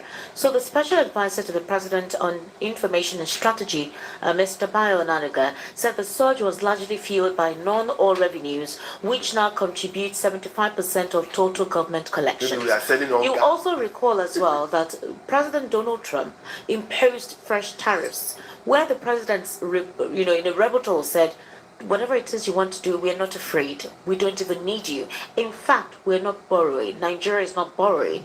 And obviously we know that for that not to happen, to generate income, we need to do what? Increase the tax net, obviously. So what does this fresh borrowing mean? Esther, let me give you a very simple analogy so that people out there will listen. You know, last time I was here with Mr. Ibe, we went in depth in political and economic analysis. Mr. Ibe? Yes, Mr. What's the name? The comrade that joined us. Okay. Mr. Shegun Shopita. Okay. You know, when you have 20 naira in your pocket and you are owing 50 naira, okay, are you making a gain? And you will tell them, in my bank account, I have 20 naira and you are owing 50 naira. So when you pay your 20 naira, if they remove it, how much are you owing? You are owing how much? 30 naira. So, Bola, they say APC government keep deceiving Nigerians. Okay. All the indices of growth, all the indices of development, you can't see it in Nigeria. So when they are talking what they don't know, and today they told us they are growing, they will not, but they want to secure another loan. And it's not bad for any government to borrow. But what are you doing with this money? That is the thing we are asking. It's not bad for you to borrow for developmental project. But you borrow to do what? You borrow to service loan or debt swap. I pity for this country, honestly. Do you know that just in October 2024, the government of the president borrowed another $6.45 billion loan from the World Bank? And the loan was basically, in fact, they had secured loans worth $6.45 billion from the World Bank in just 16 months. Another thing to indicate is that these loans were meant to eradicate poverty. That's what the loan the loan is an eraser. So the poverty is on paper. You now use eraser to clean it. It's to mitigate poverty. It's funny. All right? Create more infrastructure. School feeding program, these were part of it, and also education. Borrow money to feed. That's a very good one. These are the stipulations for the loan. This particular $1.75 billion this new loans is anyway. For example, documents from the World Bank indicate that the Washington-based lender is expected to approve this money. California's failed energy policies are costing working families, but it doesn't have to be this way. California can produce the oil and gas we still need locally, reducing our dependence on foreign oil and protecting families from even higher gas prices. Are you kidding me? Are useful. We don't see the indices. We don't see the indicators. We don't see the beneficiaries. You want to borrow loan to finance small businesses. Tony Bata just said borrowing is not bad. But the issue is that there have been consistent borrowings. Why do you borrow? You should ask yourself. You are individual like this. Let me say, or you have a company, and then you have an option to borrow. Okay. There must be question. You get it? There must be a reason for that option of borrowing to come on board. You can't just say, I want to go and borrow. There must be an option. Because you know you are going to pay back. And you are going to pay back with interest. So before you say, I want to borrow, it has to be the last option. If you have fund, where will you borrow? Esther, let me tell you, sorry, sir, you continue. Let me tell you one typical example of what happened to me, this issue of borrow. You know that Nigerian government borrow to service loan, but they don't tell Nigerians truth. Something happened to me. I built my factory. I borrowed from Bank of Industry. No, I will mention. You can go and verify. Now, I needed such an amount of money. I needed up to 20 to 50 million to put things in order. Now, when I apply for that loan, they give me lesser money of what I requested. Very lesser. And before they gave me that loan, things has gone up. And they made me to sign some document that I will cushion it. I went into because I want to borrow. Now, when I borrow, for me to start this production, I have to squeeze myself. And when I was doing it, most of the materials I used to purchase 250,000. Now escalated when they removed this fuel subsidy to 570,000. I was struggling. So when I borrowed again, I am using the one I borrowed to cushion to service loan. Where am I? I'm giving you the problem of this country. Because we have borrowed and borrowed, and this World Bank, this IMF, They are dealing with Africans. They don't want us to breathe. And we have people that don't know what the economy is all about. They will give you something, you think you are borrowing. What are they doing? That, like the question you ask, before you borrow, you ask yourself, what am I borrowing this money for? Okay, what am I going to do? Let me give you a breakdown. The international lender approved no fewer than 36 loan requests for the federal government of Nigerians, amounting to a substantial total of $24.08 billion within 5 years. That's how they've earmarked it. So they're going to release the money in tranches. These approvals, according to what the presidency, that's this administration, in their proposals for the securing of these loans, is aimed at financing various developmental projects nationwide, alongside increasing concerns about the country's escalating debt profile. So there are questions about the sustainability of these financial commitments and their potential long-term effects on the economy. So this is how some of the projects were broken down. The president's loan borrowing from the World Bank include loans for power, $750 million, women empowerment, $500 million, girls education, $700 million, renewable energy, $750 million, economic stabilization reforms, $1.5 billion, and resource mobilization reforms, $750 million. They're releasing these monies in tranches, and this is basically what the purpose of these monies are meant to be utilized for, meant to be used for. You see, Esther, when I say, how do you pay the one you give women? How do you? Sorry, sir. The fundamental question there is that the question is that when I say that they don't have any policy where they're going, the question you ask yourself: if I borrow money, how do I pay this money? That's the first question. Remember that this money is not a grant. It's not a grant. It's a money you will pay. And when you borrow money, you must channel it to an infrastructure that are going to bring in money, because you must have made your feasibility study and the analysis of how to pay. Said the resources are thin, and that is what wait. And that our Esther, population is outsized. Wait, so the question that you guys Esther. are asking is that, what about the past borrowings? What? That's Have the they been question. justified? I want to ask you, wait. You know, the second reason, you know, you have mentioned two reasons that I said, The first one, you said, school children feeding. Good. Yes. Borrowing, you know, you said something like that, women. Yes. Good. Now, the question is, you borrow money to feed your children in the house. You see? So how do you pay back? You are going to sell those children, Abi? Yes. When they grow up, you sell them to pay back the money, Abi? When you give your wife money to go and buy Ashwebi, because when you give women, I don't know what you are going to, you give them, what you give them. So how do they pay back? No, when they will sell us now. I mean, they will. Are you telling me your children are critical infrastructure? You tell me school children are critical infrastructure to be sold in future. I don't know.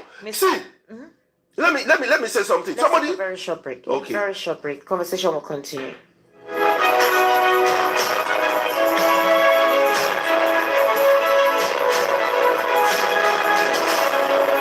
To take the next step toward your dreams. Admissions are now open for the October 2025 and January 2026 intakes at Lancaster University, Ghana. Get ready for a world-class education, global opportunities, and an unforgettable...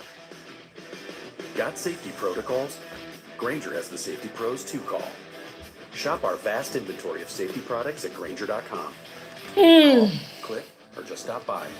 Grainger. .du.gh. Apply today and begin your journey to success with Lancaster University, Ghana. Your future. My people, please continue to like the show until they're off commercial. Continue to like the show. This is one of the reasons why we cannot give up on Nigeria. Tiring, we must continue. When I know say they don't summon El Rufai and ADC leaders in Kaduna State, police don't summon them. You guys are aware? Meanwhile, Tinubu, record borrowings, record spending, record revenues, record deficits, record debts. These people, hey, the plan they have for Nigeria not be here. Oh, if we don't take that country back 2027, I don't know what to tell you. These people do not mean well. I hear that Ambode is looking to take the ticket for Lagos State gubernatorial election coming up. Did you guys hear that? Ambode, when everybody they praise, oh, Ambode don't finally kiss ring. Ambode don't finally collect compu for pocket. See old men queuing for a geriatric patient flying out of Nigeria and flying in. Nothing to show. Una here say retired military officers when you go protest. When you go protest for a finance ministry, you hear say they use their own soldiers too to shut them down. Oh God. Hey. Oh my goodness.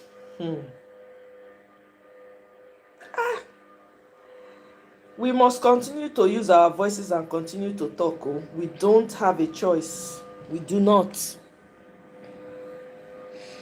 Okay. Structures, what are the stuff you put on ground for women empowerment? And who is sure that that money will get to women empowerment? And if you say economic stabilization, what are you stabilizing? What are the things you've done for economic stabilization? This is strategy. You call it strategic, strategy. This is my target. This is what I need to coming to get to this area. They need more money for election. We allegedly is that money not plenty? Esther, how much? Wait, these people they don't bloody care where Nigeria is heading to. They're not thinking about the future of this country. They don't care. How much bless this country that we have what we can use to keep ourselves moving. Please, let me find out how much was the last budget of Obasanjo before he left office? I should start having to check that one. Yes. No, because I want to see. Because the man paid off all the debt. Obasanjo cleared the debt. He was still running the government. But now we are on trillion. He's still running the government now. We need to service most of our loan. And something they call debt swap in economics. Some of this in the swap your loan. Some of them debt servicing or management. You hire a company that will manage your debt. You pay that company, manage your debt. So most of this borrowing they are taking, they are using it to service loan. Nigerians, they don't know these things. And they will come and speak grammar. And the worst funny thing is that this people that are giving you this money, they are doing business. They want you to borrow more. Because they know that you have assets that they can grab. So they want you to come. When you do your paperwork very well, speak the grammar, like the Minister for Information will come and tell you of finance. They will want you to borrow because they are getting more. If they give you 10 billion, they are getting 100 billion. So this one we are talking here is just nothing. And the myopic leadership of this country will go mortgaging the future of this generation. It is not good. And when you are talking about, people will say, hey, it's right to, because it's not from the side. No, we are talking about the good of this country. Because if the country is good, everybody will benefit from it. It don't even look at when we are playing ball. If Nigeria win any match, what happened? Everybody in the country, even the so militant them, Boko Haram them, that are Nigerian will rejoice. The same thing as if the country is viable working, everybody will enjoy it. Let us stop this parochial interest that a thief, because he's from Igbo land, you support the thief, he's my own thief, let him steal. That mentality should stop. All right, let's look at this information. Now, you recall, I think yesterday on this platform we discussed it, where the federal government is trying to clarify that about reports that went in circulation about Nigerians paying a 500 naira fuel surcharge on every 10,000 naira worth of fuel bought from January 2026. The government is telling us that it's inaccurate and it's misleading. They stated that while the new tax law provides for a fuel surcharge under the Federal Emergency Management Agency Act, the provision has not yet taken effect, and that contrary to claims that Nigerians would start paying the 500 naira surcharge as from January 2026, that the implementation date will only be determined by an official order from the Minister of Finance. That this clarification was actually made in a video, so he's not disputing the fact that that thing is there, but it's because the new tax reform, some of them will start kicking off from 2026. This one is also part of the tax reform. There are also talks, for example, that the purpose of the surcharge is to channel revenues into transport infrastructure projects, which he claimed would eventually reduce the cost of logistics, ease the burden on non-commuters, and bring down inflation for ordinary Nigerians. See the way they arrange the grammar. So what happened to the subsidy? Wait, if it kicks off, I am going to buy petrol, 10,000 naira. You're going to remove 5% is, let's just say like 45 naira. That's basically what the tax is going to be. Yes, 40, so 40, I am going to be the one to pay for using the road, okay? Despite other taxes that you collect from me. Plus VAT is still on the fuel. Exactly. So I would pay to reduce the cost of logistics.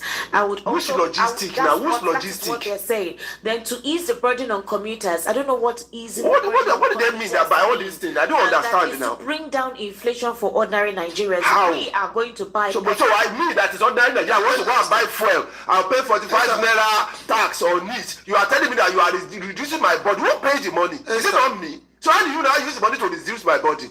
Esther, the issue is that this government started in a trajectory of lies and deceit, and they will continue in it. Look at, they are the people that brought this thing, and when people start clamoring and start asking questions, they are going to try to say no. They say it's not yet. They are trying to see the reaction of this country. Whether you react from here till tomorrow, they will do that, and I have said it time without number that this government APC, particularly now, they don't have the interest of the country at heart or poor masses.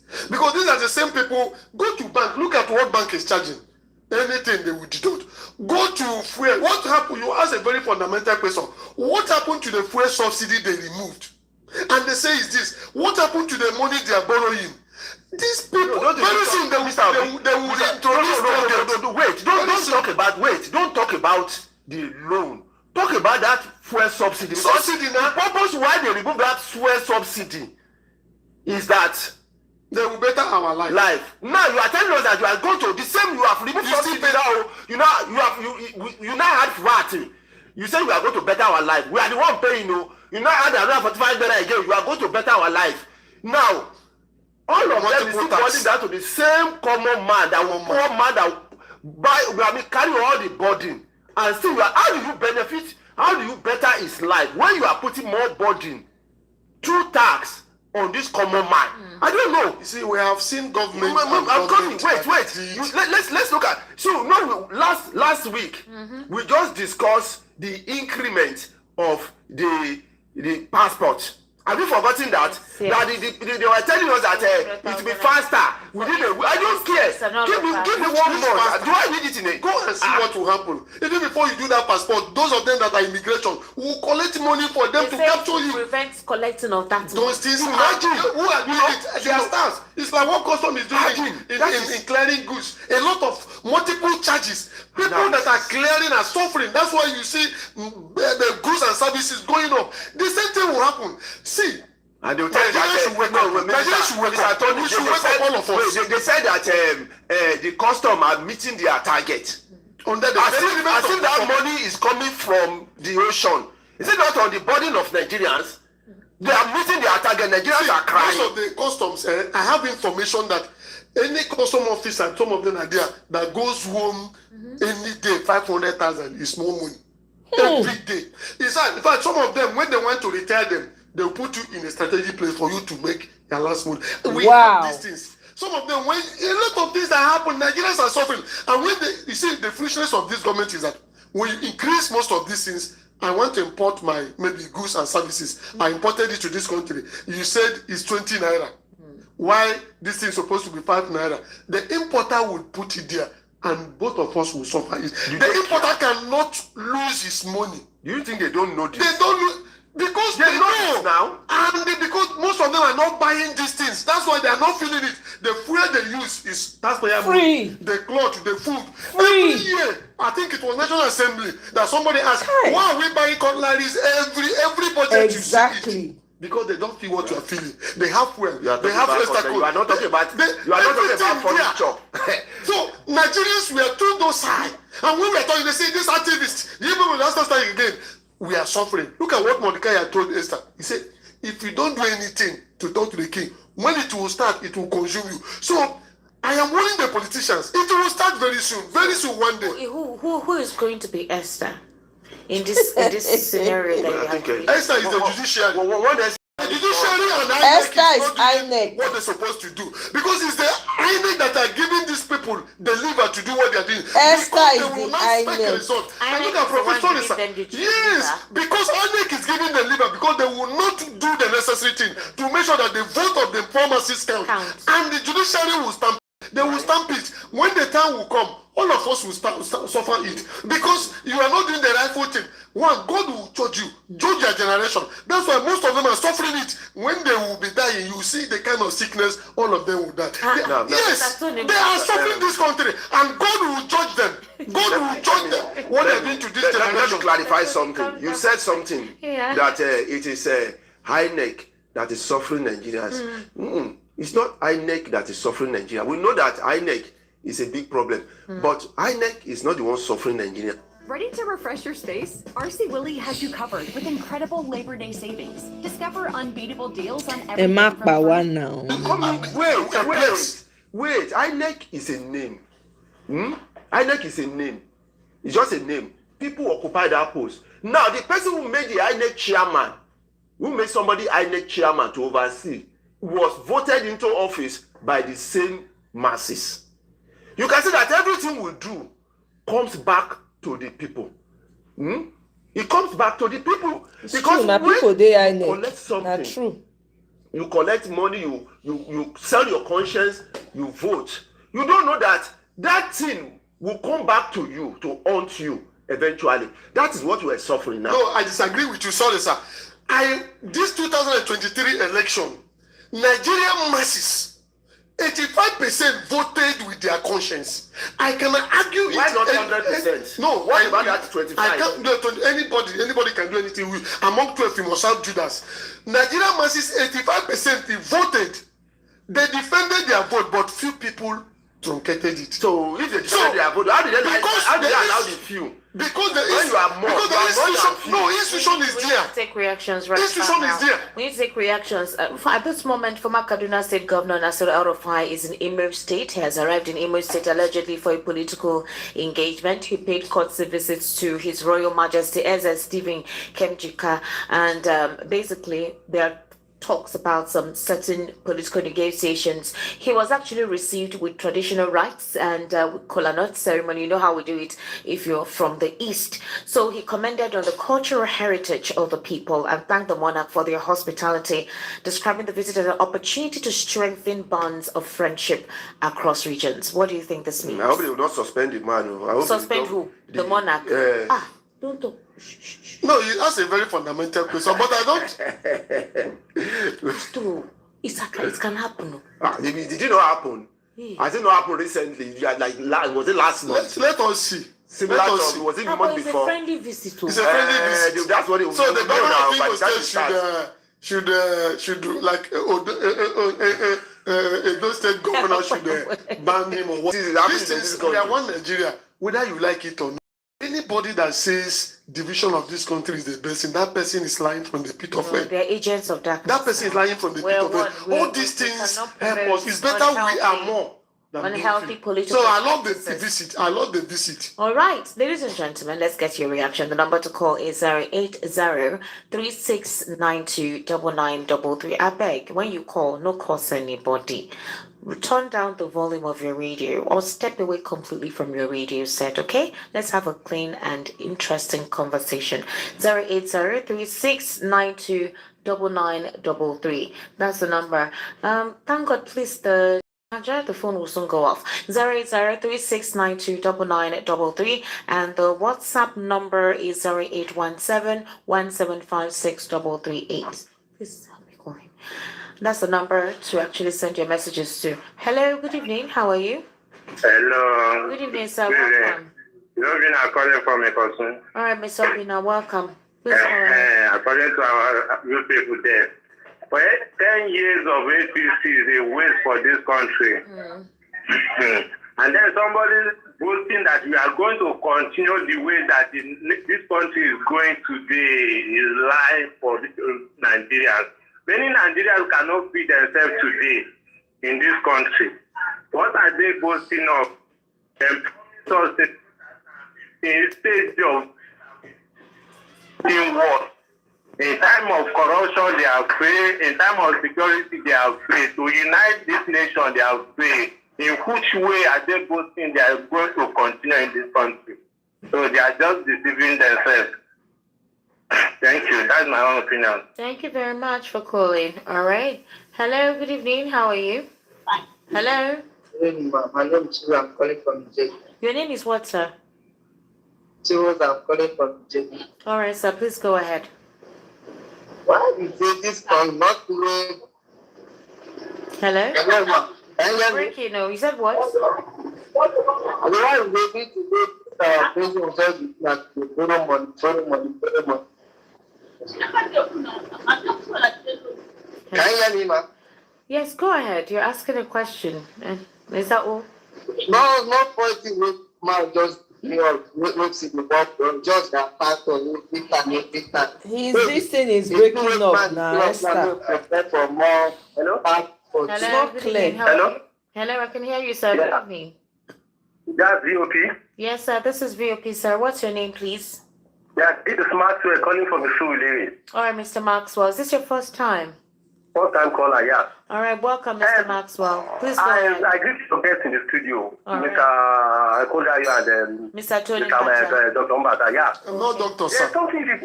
There's something you people don't really understand. Hello? We can hear you, sir. Go ahead. Yeah. When you people talk about Tinubu and APC all the time, there are things you people don't understand.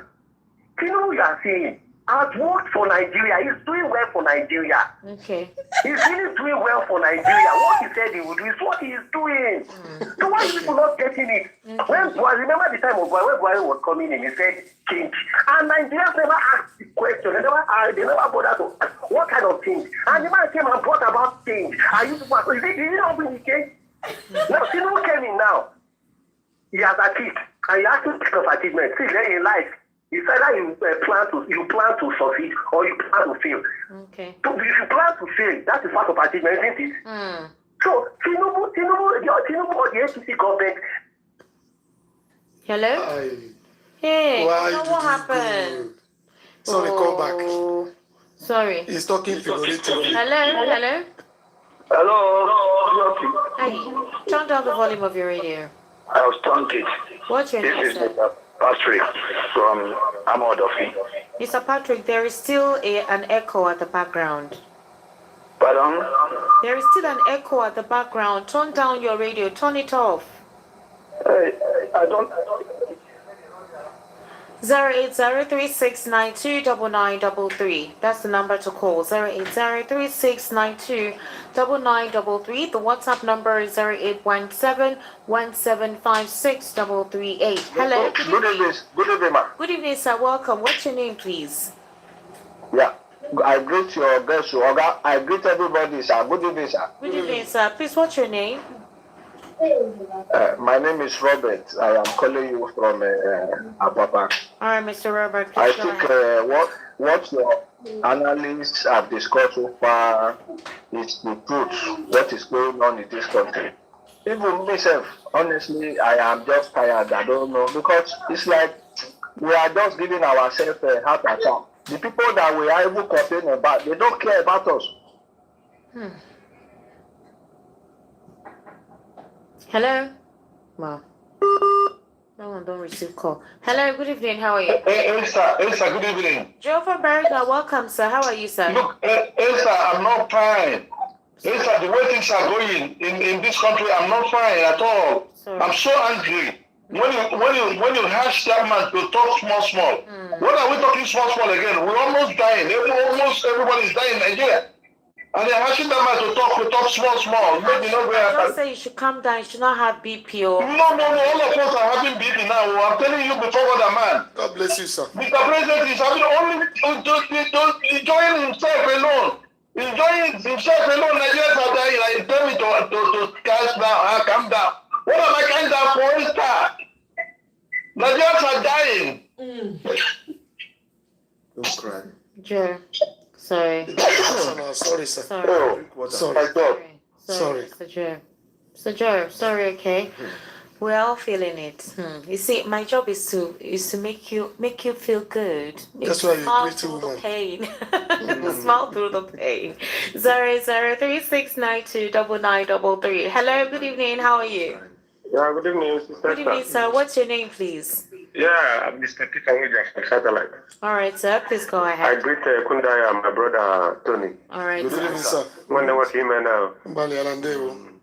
You see, one thing in Nigeria is that we keep on crying and shouting. In fact, did any of you there, I'm sorry, I'm about 60 something, experience Biafra war? In fact, what is happening now is more than that Biafra war. Yes. Where is our women? Where is our women? Let them treat all the whole of our women, our children. Let them come out. The women that are training their children that cannot feed their children, the women that are training their children that cannot pay the children their children's school fees, and give them a good food. Where are they? They have over manipulated the men in this country. They can't do nothing. Please let our women come out. We are tired. What are we doing? What she's doing. What are we doing? Where is our women? Our They women are comfortable. speaking. Our women Let are Tinubu trying. shoot Our the women whole are- of our women and our children in the street. Our women are Let trying. the women go and sit down. Our women are trying. You recall what happened in Enugu State when the women came out to protest concerning insecurity? That's why You he's saw what calling happened. other They turned women to them out. come. It's They like turned them men, back. So if you go to Benue, the women are incarcerated. killed in droves and their children. The women Look are at not going to the Aba farm. Women's Riot. If you go to People the like east, migrated with if you them. go to the Where are east, our women? you won't see the men. It's the women that are going to the farms. They are trying to make sure that their small children survive. Is it the same women you want out to Many come out and countries of the protest? world, those is women that help them. After all, Hello, Mother Mary helped good us. evening. Hello. Turn down the volume of your radio. Turn down the volume of your radio. What's your name? Sorry, I'm please? sorry. Sorry for Misaki. Hello? Hello, sir. What's your name, sir? Yeah, this is from Misaki. All right, sir. Please, what are we expecting our women to do? Our women are, I really like Mr. Tony Bata said that we are men, women have been castrated. We've not been castrated, women can still do something. We should not expect a woman to do something for us. It's like this man is going to put us in, he's putting us into deep ground already. This Tinubu is like, the problem I'm having is my co-Yoruba people. Let us wake up. Let us leave tribalism alone. I always say it. This is what I said the last time that I called. That we should not leave this tribalism alone and just come outside and vote right. You can be an Igbo, but you can be an Hausa man. Anybody that will rescue this country, let us vote for him. This is not the problem we have. This tribalism, Obama is in Obama, my brother, Omoye.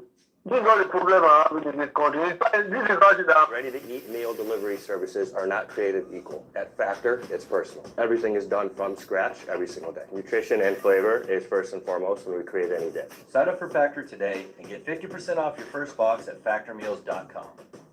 tribalism alone in this country. I vote right. Thank you, Esther. Thank you very much for calling. 08036929933. 08036929933. The WhatsApp number is 0817-1756-338. That is the WhatsApp number to send your messages to. Hello, good evening. Hello, my sister. Good evening, sir. How are you, sir? Welcome.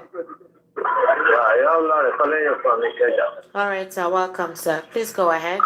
Yeah, Mr. Kundaya, one thing I want you to know that these people, like you see the men at the head, because these people are making a hell lot of money. So to implement it, they are just wasting it. Building conference hall, renovating vice president's house, building coastal roads, and they leave the main thing, which is security, and the human being they are supposed to protect. And be doing practices. That is the irony of their government. And it's very, very unfortunate. To give them point, have a lovely evening. Thank you very much. Thank you. 08036929933. That's the number to call. 08036929933. Hello, good evening. How are you? Evening, Mr. Clement. Mr. Clement, from where, sir? From Festac. From Festac. All right. Welcome, Mr. Clement. Please go ahead.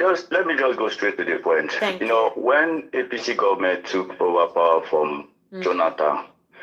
They blame PDP 16 years. All right. Buhari spent 8 years. Tinubu took over from Buhari. The same APC. They started blaming the same APC, which is Buhari. Because they could not hold anything on PDP anymore. Because the 16 years PDP was in power, comparing with the 8 years Buhari there's nothing to talk about. Things skyrocket. So they now decided to blame themselves, the same family blaming themselves. Now this is my problem. And Nigeria seems not to open their eye to understand that APC blaming APC, is it not yet time to kick them out? You still want to remain in that cancer. One of your guests there said our problem is INEC and the judiciary. I agree with you, my brother. There's one of these young activists now on social media. This guy has been hammering and be shouting and be talking about electoral reform. Nobody is following him. Randy Peter, right? Yes, Randy Peter. Thank you. When time reach now, 2027 now, you will see the same mistake that was made that will still repeat himself. Where is Atiku? Where is P2B? During the time of Jonathan, was it not Tinubu and the rest of them that put kick against it? Why is Tinubu? Why is Atiku? The so-called Erufai them, the ADC members there? Why are they not talking about the electoral reform? That is the point. Hold that side first. Tinubu is a game. Tinubu understand this game. You can't fold your hand and kick him out. You see, it took almost 4 or 5 political parties to unseat PDP. ACN collide with this other, with all this MPP and the rest of them to unseat. And you said that you can unseat APC just like that? God help us, the one we will do now for the country now, may we don't sleep, wake up. If you feel wake up, thank your God. Amen. Now where we dey now? Not true. God bless. Okay, good evening, Queen Esther. Barrister Esther was extremely brilliant. Enjoyed the show like I was eating my favorite dish. Always learn from the show. It's highly educative. Barrister Dalent is also highly intelligent and extremely funny. Was laughing hard on Thursday as I was learning Harry from Ijibo. Harry, thank you very much.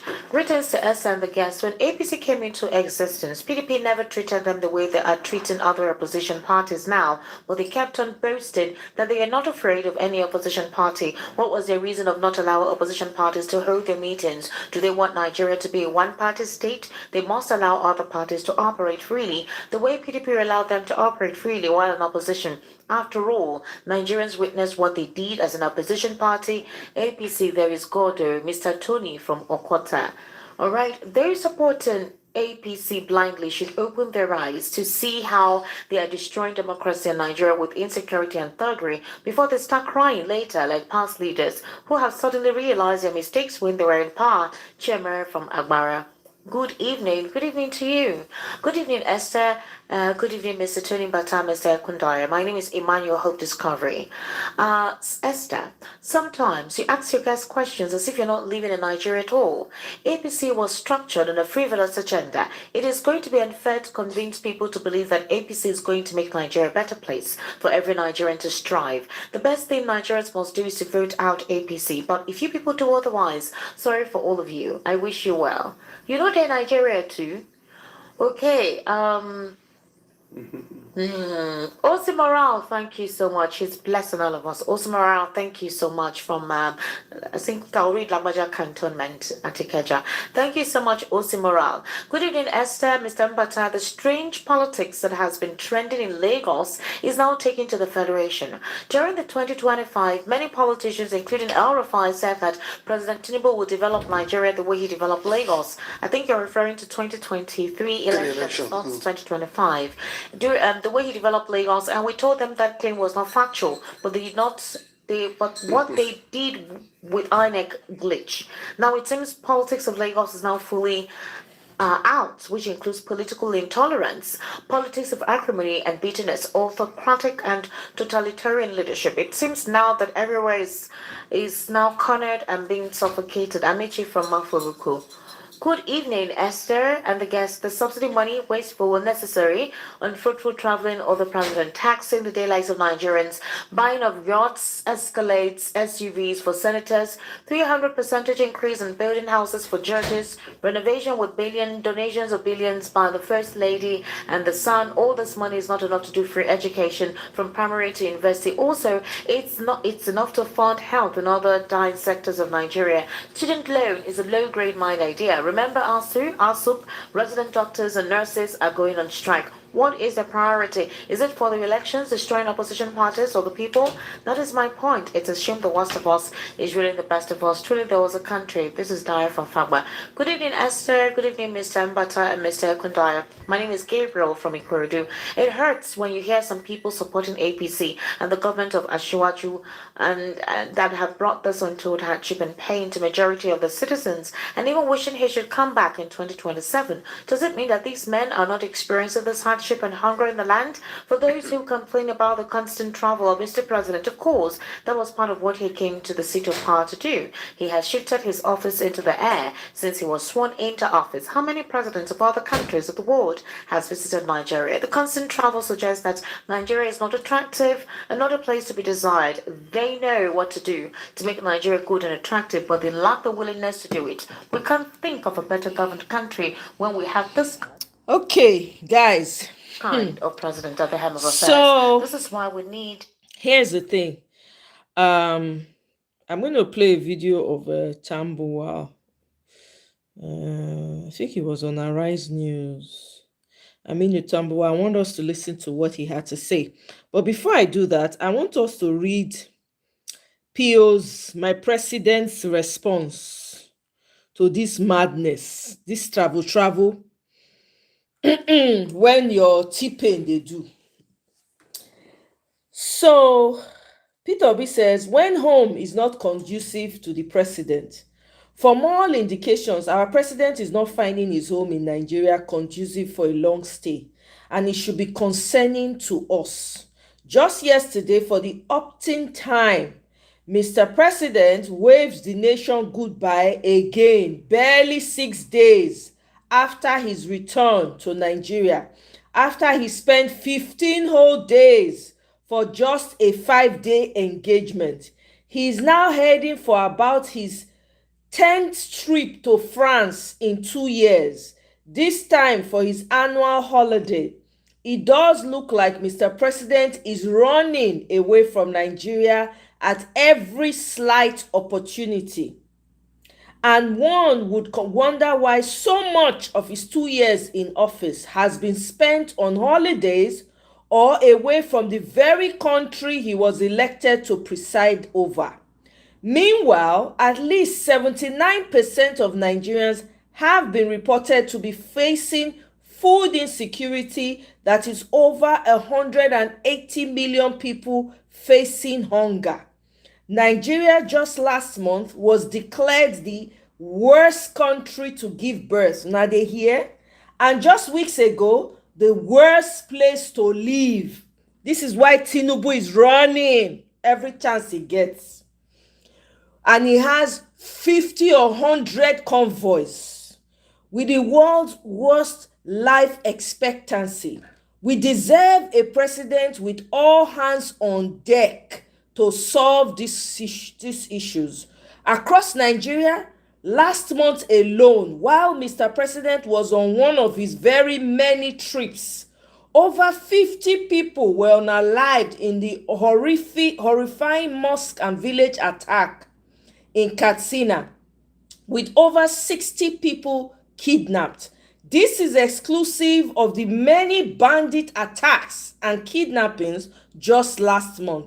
One would have expected that the president would at least visit one of these states when he arrived 6 days ago, or at least visit Niger State, right? Where did I stop? Where just yesterday, 60 of our citizens, women and young children, died in a boat mishap, with many more still missing. What would it have taken the president to take a less than 30-minute trip to Niger State from Abuja in his jet. Mr. President could have at least visited the grieving families in Niger before jetting off again. Where is the compassion for Nigerian lives, Mr. President? How many more needs to buy for you to preside over the country? No holiday is more important than the Nigerian lives you swore to protect. At a time when Nigerians need leadership, empathy, and presence, a president should not choose foreign holidays. True leadership is about sacrifice and the ability to improve healthcare, invest in quality education, pull millions out of poverty, and guarantee the security of every Nigeria. A new Nigeria is possible. Omo, let this go and sink into your subconscious that a new Nigeria is possible. You are the one that will paint the picture of that new Nigeria.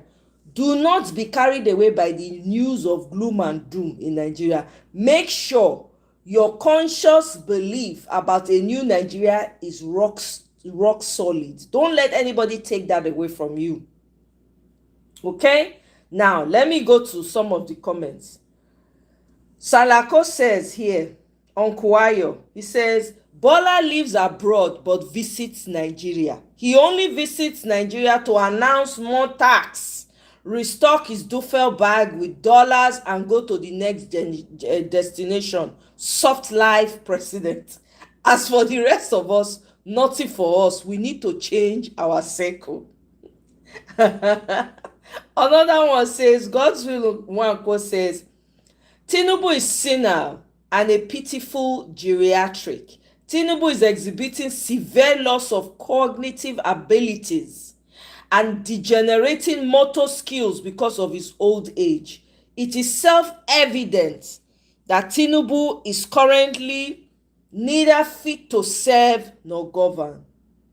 Peter Obi 2027 says, Nigerians, the time to vote this global Gallivanta out of power has come. Guys, please double tap the screen to like or click on the 3 dots. If you've already liked, don't like again, please. But double tap. If you have not yet liked, please double tap the screen to like. Peter Obi has visited and slept in more states in the last 2 years than the man who says he's president. This is from Sarah Ibrahim. Tinubu just got back and he's traveling again. Has Tinubu ever visited any state in Nigeria up to 10 times? What is happening in France? Why is he always in France? Hey!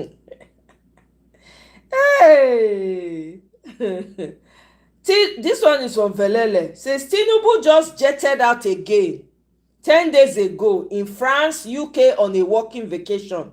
Nigerians are tightening belts, but the man taxing fuel, electricity, and salaries always finds comfort abroad. The jet VIP bus A330-200, right? Bought $100 million. Dollars. That's 150 billion naira. Financial Times, August 2024. Bloomberg, August 19, 2024. Punch, August 22, 2024. Charter equivalent airtime, $24K through to $31K per hour. Mercury Jets, Paramount Business Jets. Anyway, the guy just gave a breakdown of how much it costs to travel back and forth with those types of things, right? Then a new Nigeria is possible said perhaps he has to go back to his secret real country periodically. Alas, no one knows the origin or real bio of the president. Even AI Grok tried and gave up. What a shame. Let's read what AI Grok had to say. Gani Fayemi's 1999 perjury lawsuit against Tinubu over falsified school claims is documented. Government College Ibadan denied his attendance. Tinubu's affidavits shifted post-lawsuit, omitting local schools not solely due to lost certificates. CSU confirmed his degree, but the 2022 INEC diploma had discrepancies. For example, signatures, gender. Odumakin alleged different names. For example, Amoda Ogunleri, no verified birth record or childhood photos exist. Iragbiji claims persist via sources like ex-Governor George. Review Chatham transcript. Tinubu affirmed 1952 birth but dodged details. No exact modern presidential parallels. For example, unknown origins. With family closest are historical figures like Cleveland with family secrecy. Inference patterns indicate potential identity fraud warranting scrutiny. This is what Grok said, advised. Another person says, no one steals power and uses it for the good of the people. Bola's spirit is haunting him daily. He's a disaster personified, and his daily activities show it. Oh, Koko Bioko. Let us go to Tambua. I think Tambua was in Channel's News. These people. I go soon read comment. I know they see comment for my device when I hold, so I go check them. Wait, let me see. Tambua.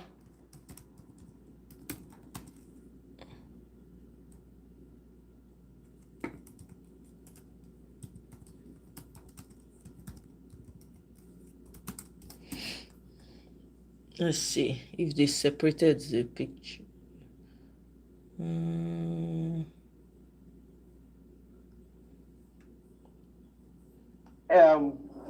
No, sorry. Let me see if they. I don't know if it's it cut out or I have to go into the live and look for it. Let me see. See flood for Lagos. Hi, God, I beg you. Kai. What a shame. I think it's probably the live show. Let me see. Where did I see that? Aminu Tambua. Yeah.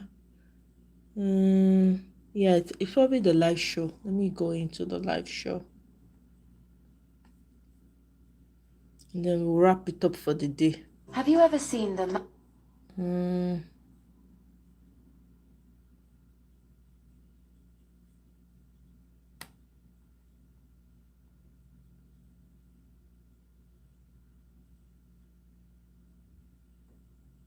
Okay, that's it.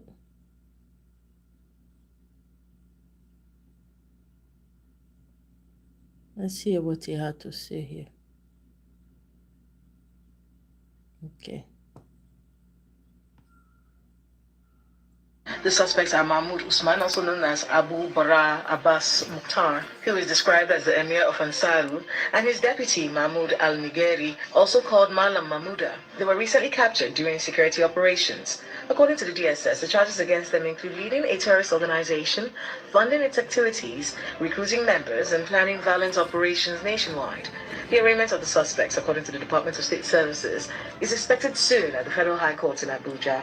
To Gombe State, where Governor Inwa Yahaya says the strength of the opposition has been broken in the state as the ruling All Progressives Congress continues to wax strong ahead of the 2027 general polls.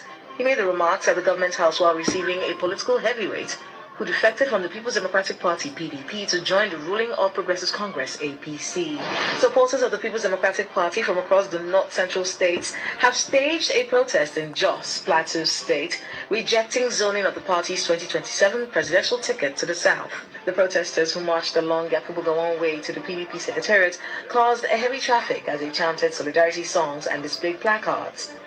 Leader of the North Central Support Group for Olawepo Hashim, Honorable Nimfa Ezekiel, who addressed the gathering, urged the PDP leadership to revisit its zoning decision in the interest of fairness to the region. Some members of the All Progressives Congress from Buhari-era Council have protested the alleged attempt to subvert the results of the chairmanship primary election held on June 25, 2025. The protesters demand that the national chairman and NWC uphold the integrity of the June 25, 2025 primary election.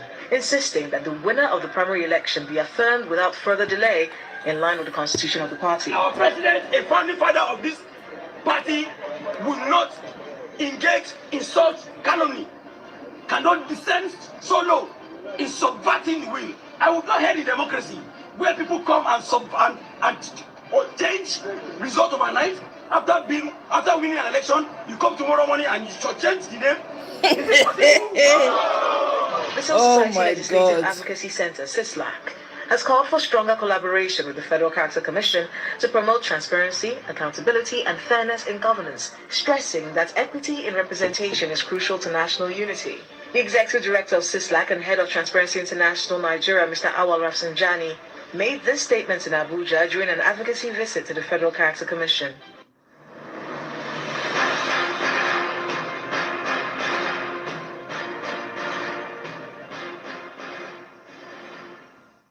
All right, then, everyone. It does look to me that tensions are rising across Nigeria's political landscape. Opposition offices being sealed in Kaduna State. The senior figures have been summoned by the police, and fresh coalition moves are gathering momentum ahead of 2027. Well, Senator Aminu Tambuwal joins us live to speak on the state of the nation and some of the issues relating to opposition, ADC, and his summons by the FCC, the 2027 politics, and whether or not Nigeria has in the ADC an alternative to the APC ruling party at the moment. I'm being joined by the former governor of Sokoto State, former Speaker of the House, and sitting senator representing Sokoto South in the National Assembly. It's a pleasure having you, Your Excellency. Sure, so thank you very much for having me. Thanks so much indeed. You were in Kaduna, I saw in those pictures there. I mean, is it against the will of the authorities to say this is because of the issue of tension? But why are you and your colleagues, why did you go ahead and hold that meeting when there are possibilities of violence which was unleashed a few days ago?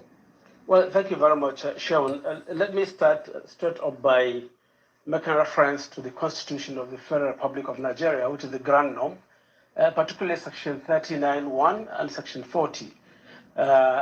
These provisions clearly provided for freedom of expression of citizens. And of course, Section 40 clearly speaks and provides for freedom of assembly and gathering of individuals. And in most of the cases, or in most of the times, the police try to hide under the Public Order Act, which clearly its provisions are inconsistent with these provisions of the Constitution, to come hard on individuals or groups that are trying to come together to associate or to meet. In the instant case, first you need to understand that there is no need for permit from the police for a political party to have a meeting. Even where you write to the police, you notify the police, in most cases it has to do with rallies, political rallies.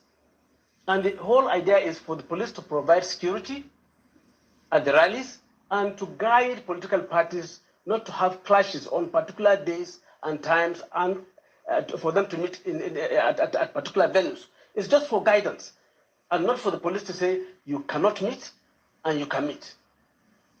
So it was in your right, I mean, so you're a lawyer, so you understand better. You think that it's in all the rights of the group, especially when the police were warning about the possibility of tension and clashes in a politically tense atmosphere. Is it still right as a law-abiding citizen to see when ahead? No. You see, it wasn't a rally. We were there on a commemoration visit as members of the coalition to the leaders of the coalition in Kaduna State that were attacked by thugs. We were not there for a meeting. We were there just to commiserate with the leaders in Kaduna. And we did exactly that and came out, and there wasn't anything that happened. That kind of... So there was a misreading of the situation by the police. But would you, do you think that those who have been invited should really go and meet the police and explain themselves, whatever the issue is? Is it shown? I am a lawyer of about 32 years standing. I'm a life bencher. I have been a member of parliament for 12 years before and now 2 years in the Senate. I'm a law-abiding citizen of this country. Whoever is invited by a constitutional authority should appear. So El-Rufai should go and see. I will advise my brother and friend, Nasir El-Rufai, to attend to the invitation of the police. It's an invitation. But why you are reading the invitation of the police as such, I mean, as though it is a suppression of the opposition voices? That is separate. If I am invited today by the police on an investigation, I will appear. The interpretation and reading of meaning into the invitation is completely a different ballgame altogether. The times are interesting, and police need to be very circumspect in this going forward. But they are not wrong in invitation. I can't say that they are wrong in invitation. But you just think that they need to be circumspect. There needs to be more circumspect. But do you think the government of the day has been fair to opposition forces? Well, you see, Sean, we live in this country. We're all sensible. When you look at what's happening in various political parties in Nigeria today, you don't need to be told, no matter the amount of denial by whoever, including President Bola Tinubu, that they are not involved in destabilization efforts of opposition parties. It's not correct. So you're accusing them directly that they are... I am not accusing them. I am saying that they are involved. In destabilizing... In efforts aimed at destabilizing... So the problem of the PDP, you blame it on Bola Tinubu and APC. I am not the problem of Labour Party... is I am saying that they are involved in destabilization efforts. But you don't have facts to prove that, do you? How do you mean by that? I mean, did you really see them, or you just suspect? Or do you have had evidence? You have heard me loud and clear, Sheikh. I said I am saying. I'm not suspecting. That means you have evidence that they are involved in all of this. To what end? Do you think President Bola Tinubu will be willing to collapse Nigeria's democracy, have a one-party state, and have Atiku Abubakar said is that we are driving and drifting towards an authoritarian society? Yeah, the signs are very clear, and they are very ominous. At Raising Cane's, we focus on being the best at one thing and getting it right. Interested in one-party state. How would that work? Well, it may not work. It's not in the interest of democracy. It's not in the interest of Nigeria. But that is the path they are pursuing. Is that the Bola Tinubu that you know? Well, from my knowledge of him, when we collaborated and worked together for democracy, he was a different person. So there's a different Bola Tinubu now that you see in operation. Sean, if I must say it the way I see it, I am shocked that under Bola Tinubu's watch, Nigeria is being run the way it's being run today. So you are disappointed? I cannot say I'm disappointed because I campaigned against him. And I went round throughout the nooks and crannies of Nigeria and told Nigerians to be wary of voting Bola Tinubu and APC in 2023. I was the DG of Atiku Abubakar campaign, and we went throughout this country and warned Nigerians against voting for Bola Tinubu and his party. Would you So say I cannot say that I'm disappointed. So you expected it? Well, so all the things that you preached against, you see happen right now? It's clear. It's clear.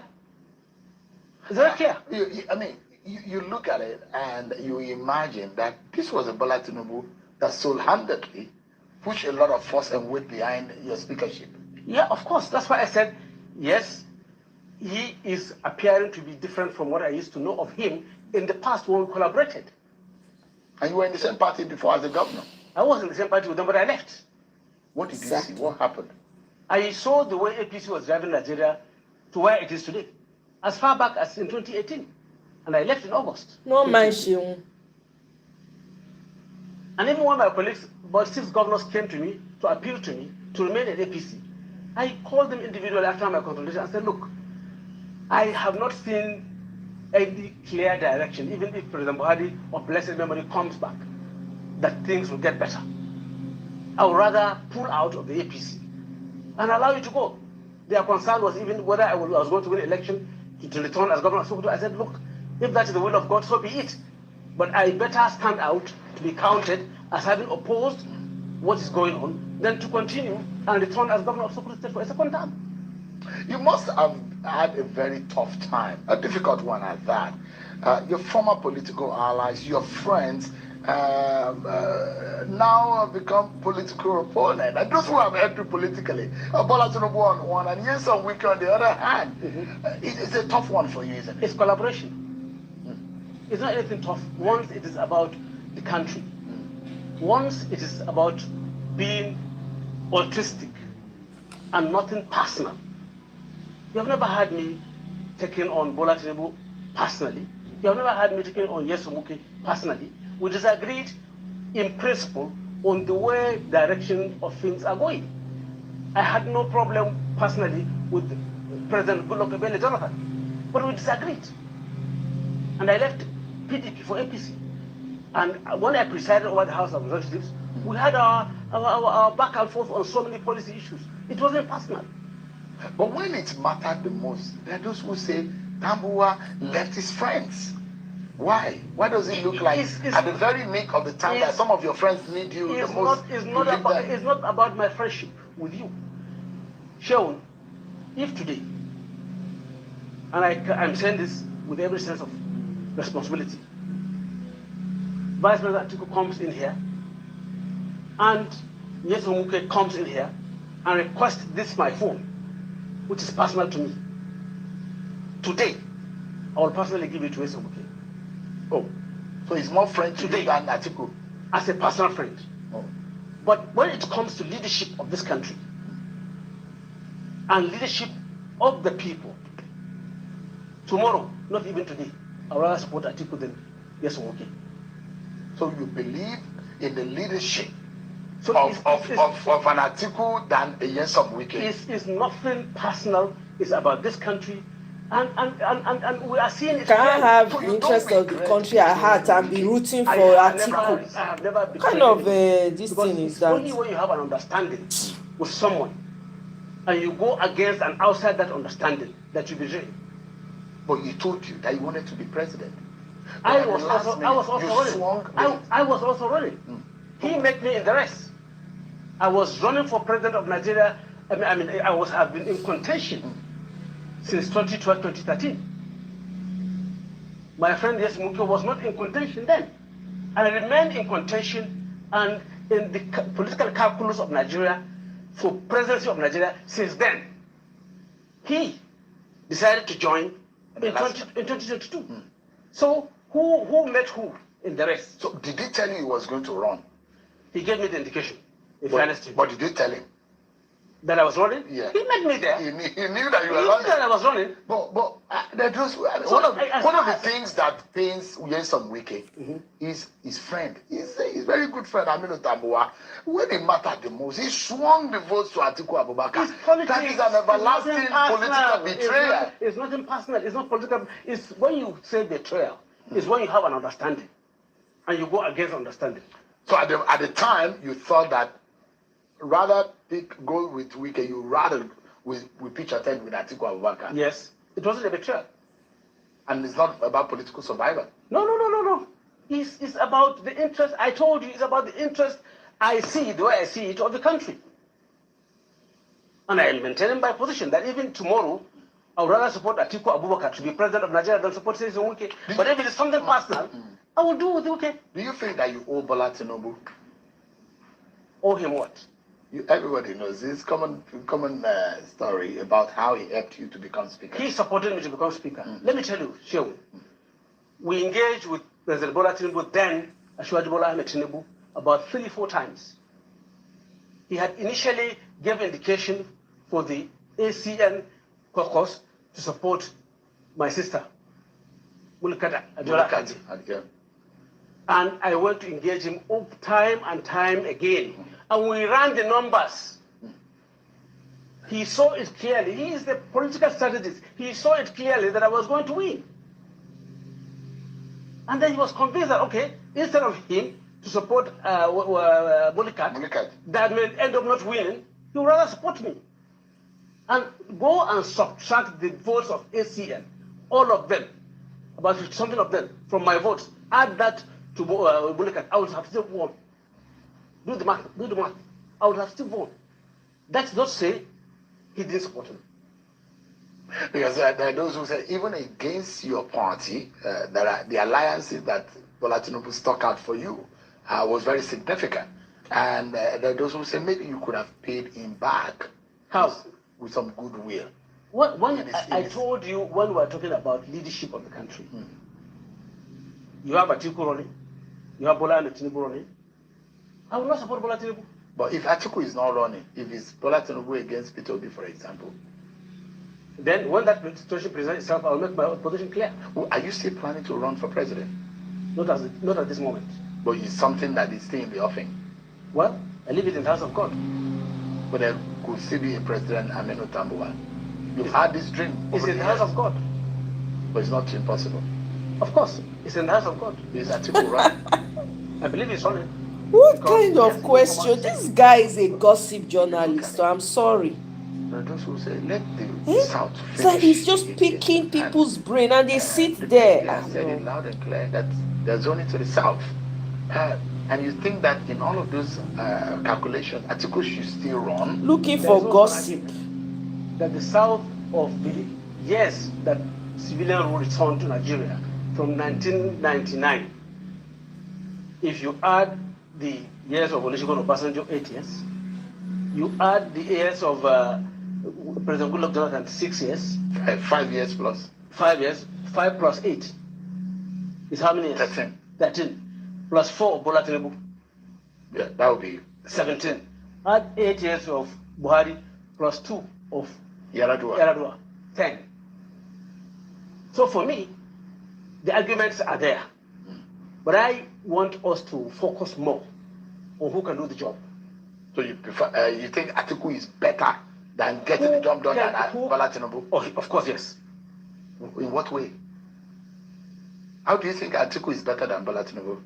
In many ways, in understanding the dynamics of how to run the government itself, the federal system, because Bola Tinubu had always been confined to his locality in the local environment of Lagos, with due respect. And he had never been a federal operator. He doesn't understand the federal system. Look at it. Up till now, we don't have ambassadors. Up till now, 2 years with almost 3 months into the administration. What does that tell you? It was Jonathan that was described by the opposition as clueless.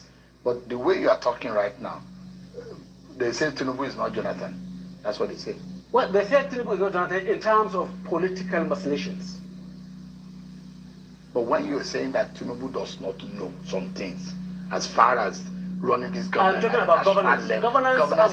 Governance and political engineering are two different things. Yeah. So you think that Tinubu lacks the knowledge of governance at the national level? Not only governance, Tinubu lacks the knowledge of Nigeria as a country. He would not have been running the country. But he's not clueless. But he lacks the knowledge. He lacks the knowledge of how even the fabric that has the Nigerian Federation is made up of, and the dynamics of the Nigerian state. And that's why he's running the country the way he's running it. Clearly. There are those who argue that this country is on the right path. If you enter into some of our international airports and you see some of the work that has been done, you say kudos to this government. If you see some of the roads done in the FCT by your very good friend Yensa Wuke, say kudos to this government. If you hear how much has been given to students as loans, you say kudos to this government. If you see what they're doing in the credit card, you say kudos to this government. And if you see the spread of some of the projects that they across the federation, you say kudos to this government. Think that is a knowledge of how the nation operates. And that those who say, look, for a long time that we've ever known, that there is always this, the disparity between in the currency market. There are those who argue also that we have been long reliant on just a major sector of our economy, that those things are changing. There are those who argue that our foreign reserve has increased dramatically. There are those who give you a lot of argument about agriculture, export, and all what have you. The president even came out to say, look, this is what I have done in terms of revenue. I have met my target, economy has stabilized, and you don't think that Bola Tinubu understand this issue of governance? Sure. All of this, I've heard you. As we speak now, in my senatorial district, where I represent in the Senate, bandits have almost taken over virtually every local government. In Sokoto. In Sokoto. Wow. Sokoto South. That is damning. 2 years plus when I left, before I left, it wasn't like that. Is that the fault of the federal government or the state government? The situation in Sokoto South, Sokoto East, is increasingly getting worse. So when you speak of all of this to me, and that is finding it difficult to find a meal today, all these do not add up. So are the Lakurawas still actively playing? Lakurawa are there, and also the bandits. You're a journalist, Shehu. It's shocking that you don't know this. Most of the people, the villages have been evacuated. They have run out of their places, and they are now in the local government headquarters in Shagari town. Same thing in Kepe local government. The youth leader of PDP in my Tambo local government has been. And look at what he said. He said that, let me tell you something. I swear to God, wherever bandits are, I know. I can show you on this phone whenever they are. I know, but we can do nothing. If I am the one in power to give the directives, I swear the issues will come to an end in 2 months. In 2 months, that's what he said. What do you make of this? This language infers frustration. It infers that there is a lack of synergy and understanding. Because if the governor says, I know, I see, and that if he has the power to do it, and he said, but it is my duties and responsibility, and I did, but giving vehicles out, it meant that way. But they can only be directed from Abuja. I swear to Allah, there was a time I shed tears. We see there is a need for them security operatives to be there, areas prone to bandits attacks, and protect people. They won't until they get directed from Abuja. What do you what can you take away from that statement? See, sure. I've been governor of Sokoto for 8 years. I was confronted with security challenges, not to the magnitude in Zamfara. But I provided vehicles, Sokoto government under my leadership provided vehicles to the police, the general security apparatus, over 600 vehicles. Over 600 vehicles. And we were giving them monthly allowances. And every support, whatever they're doing, any special clearance operation, we support them.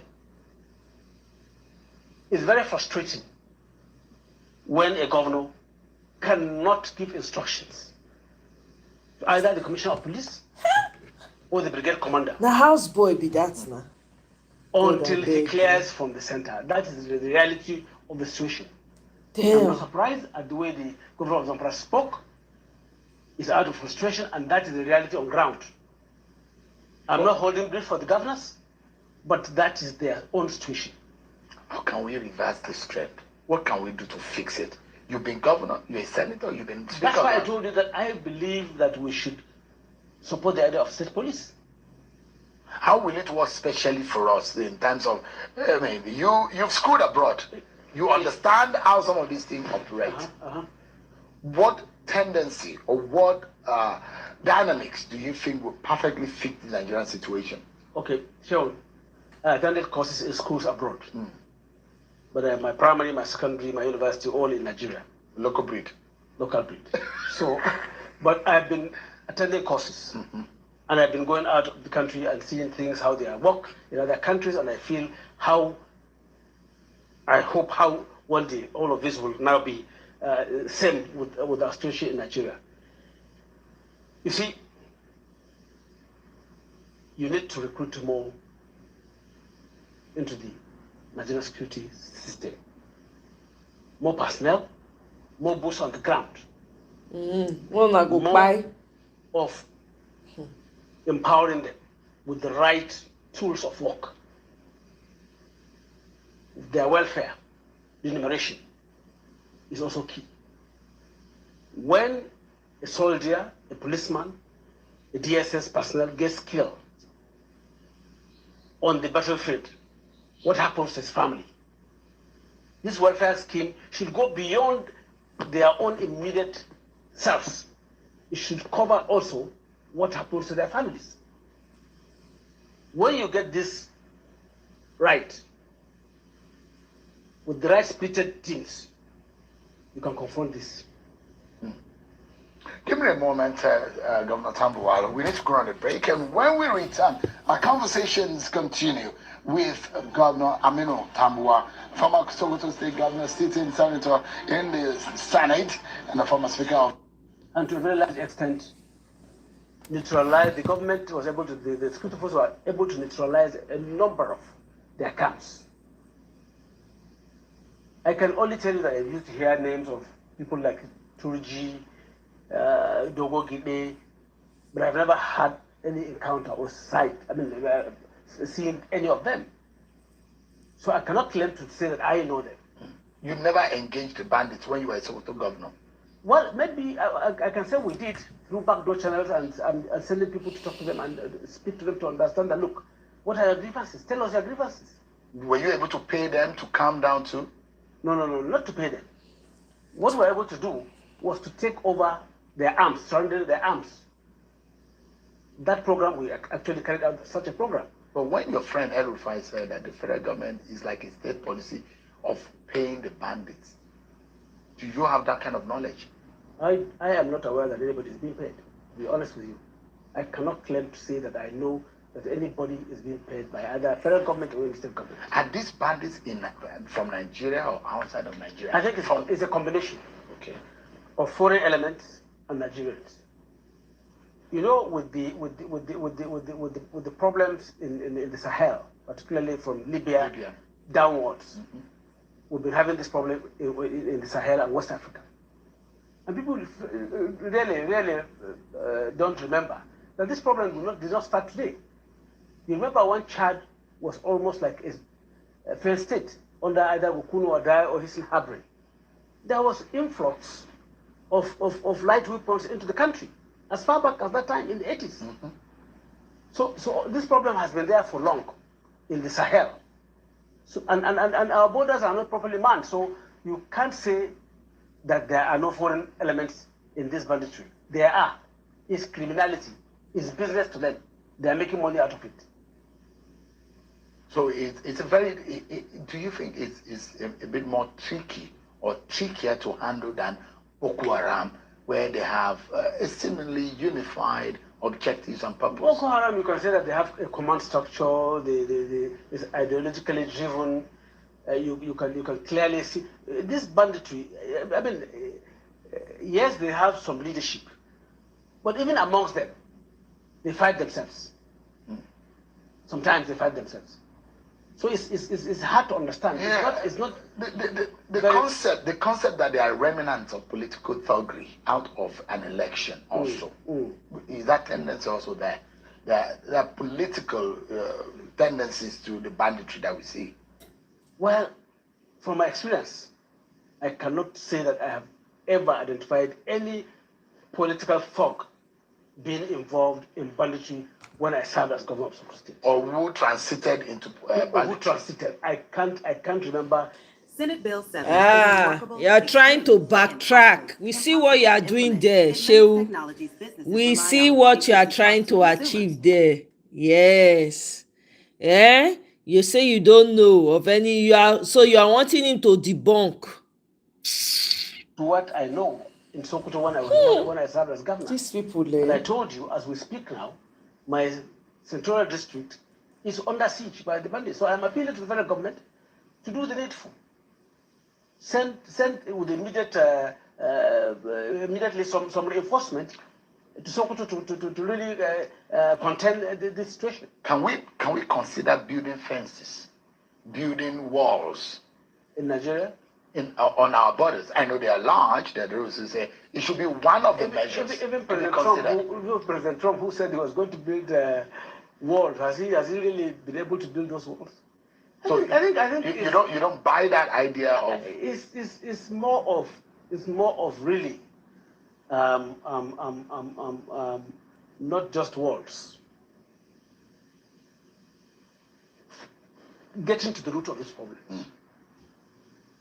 Issue of poverty, lack of education, and so many other issues that are at the roots and cause of this problem.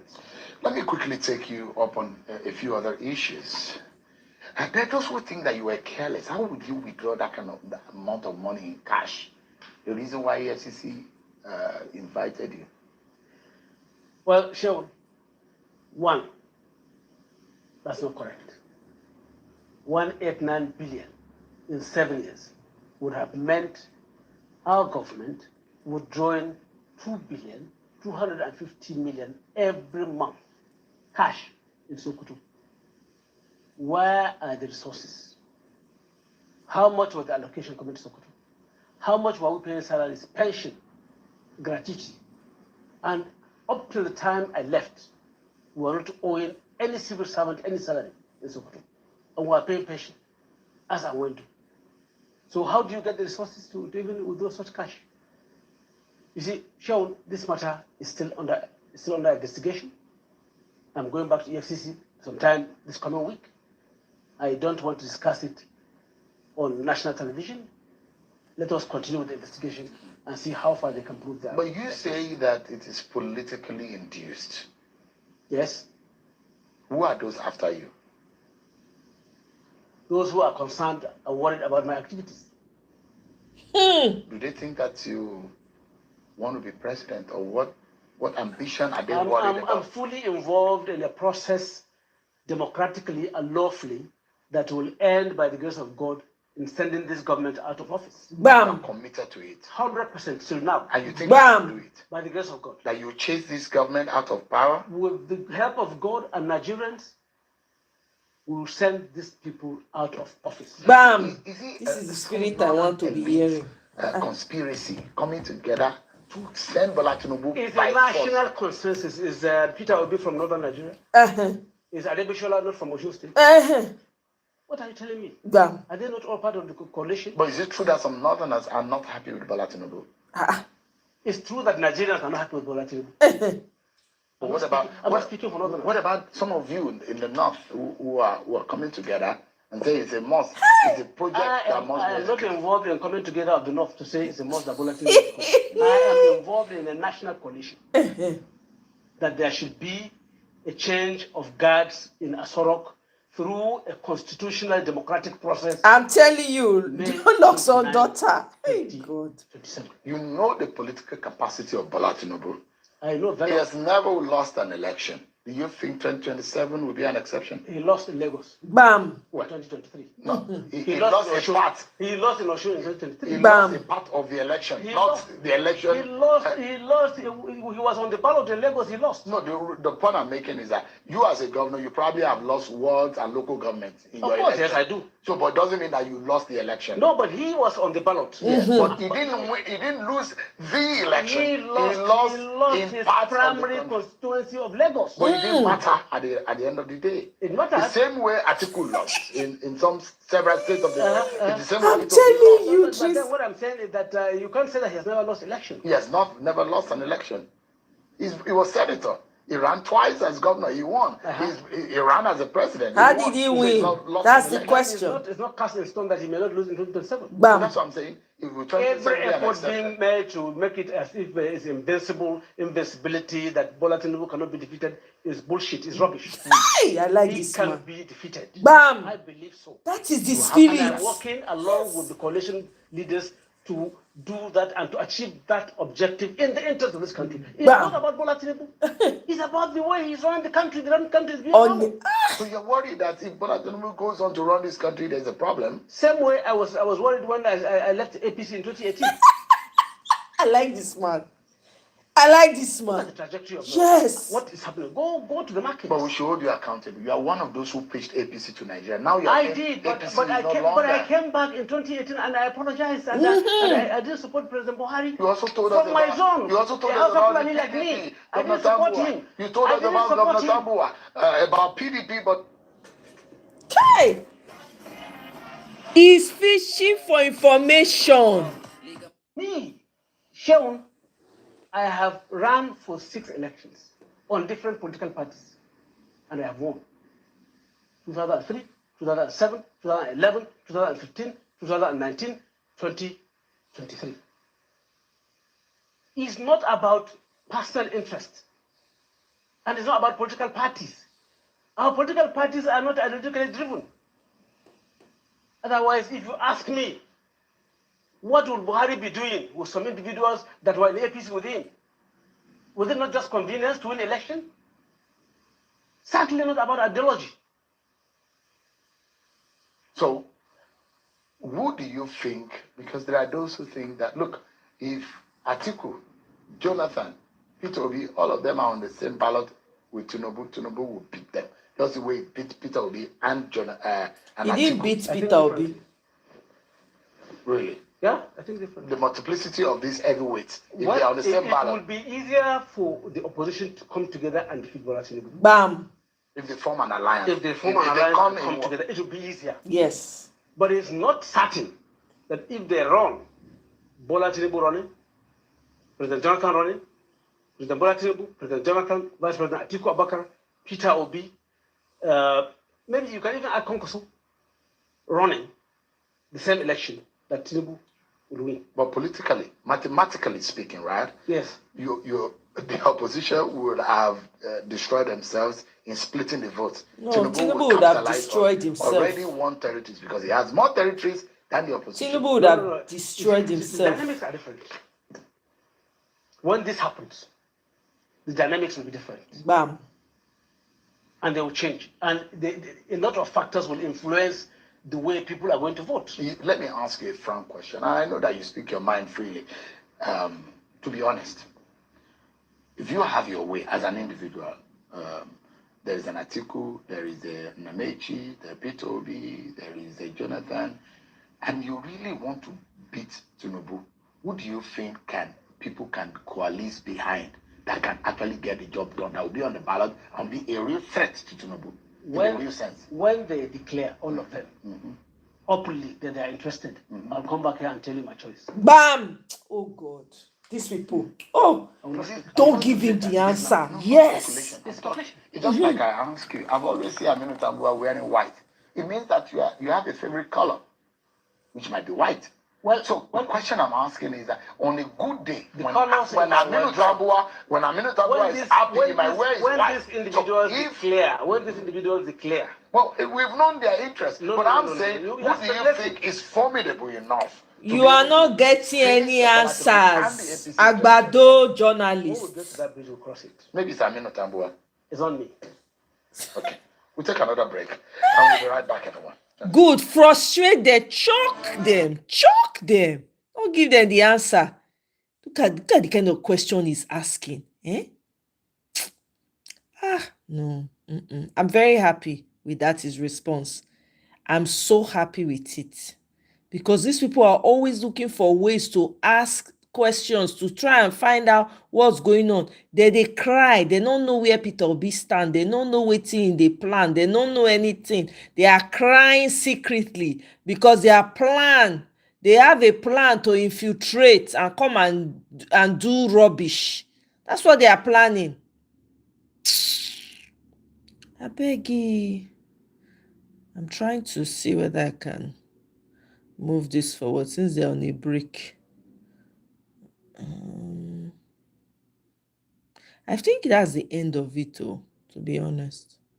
I think so, if you ask me. I think that's the end. I want to play 2 videos for you guys and then we'll call it a day. I don't try for today.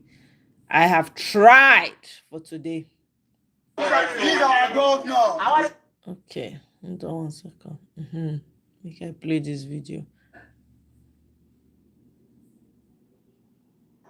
Ordinarily, it shouldn't be news that Bola Tinubu, the president of Nigeria, is caught lying again, because the man has been lying in chief. He's been commander in lies of the armed forces of Ahime, welcome. of the Federal Obi, Republic of lies welcome. in Nigeria. Because I don't know what he has done and he's been honest about. There is nothing about Bola Tinubu that honestly or sincerely you can grab from anywhere and run with it. Everybody, in short, somebody told me that if Bola Tinubu needs to do anybody needs to do any documentary on him, you have to ask him per minute of what the new realities are, because you don't know the number of children he has, you don't even know his real age, you don't know where he attended school, because as of 1999 the man declared that he attended the primary school, and but in 2023 he declared that the primary school he attended is no longer existent and the new one, whereas the date he put that he graduated from the primary school, the school has not been formed by then. So it's a lie. But this particular one, we will continue to make it, raise the awareness about it. So a couple of days ago, Nigerians woke up to a headline that over 3.9 trillion naira has been invested from the federal government coffers or Nigerians' money to Lagos State. And of course, we've said it over and over again that the Lekki Calabar or the Lagos Calabar Coastal Highway, I think I should have actually said Lekki Calabar Coastal Highway, is a mirage. It is just Bola Tinubu's ploy or strategy to lead the three biggest investments in Lagos: the Lekki Deep Sea Port, the Eco Atlantic, and then the Dangote Refinery. Together, every other thing is a charade, and that has been what it is. So, in response, Bola Tinubu on his official X account, X formerly Twitter, responded a couple of hours ago, trying to share a statistics or a national statistics of how appointments, projects, programs have happened across the country that seems to create the balance, wanted to create a balance of how his government has affected Nigerians of all regions, all states, so to speak. And shockingly, Nigerians took that very serious. And Okay, again another video when I won't play for now. Meanwhile, another Dangote truck don't hit people for Ovia for Edo State. He run into market women, buy all of them. Hey, VDM of course don't show up for there. Omo 2027, we gotta know what we are doing. 2027, I'm telling you, because these people, they do not mean well. And I'm very happy with the way this Tambuwal interview. I'm going to take my time and watch it again. It's very, very, very important interview. By the way, if una dey buy palm oil, make una dey check am o. I hear say palm oil wey dey sell now, omo dey add chemical o. You people should check o. If you don't know the real palm oil, please go and familiarize yourself with real palm oil before you go and be buying chemical. I was going to play that video, but there's no time. I don't try for today. I got to go. Okay, here we go.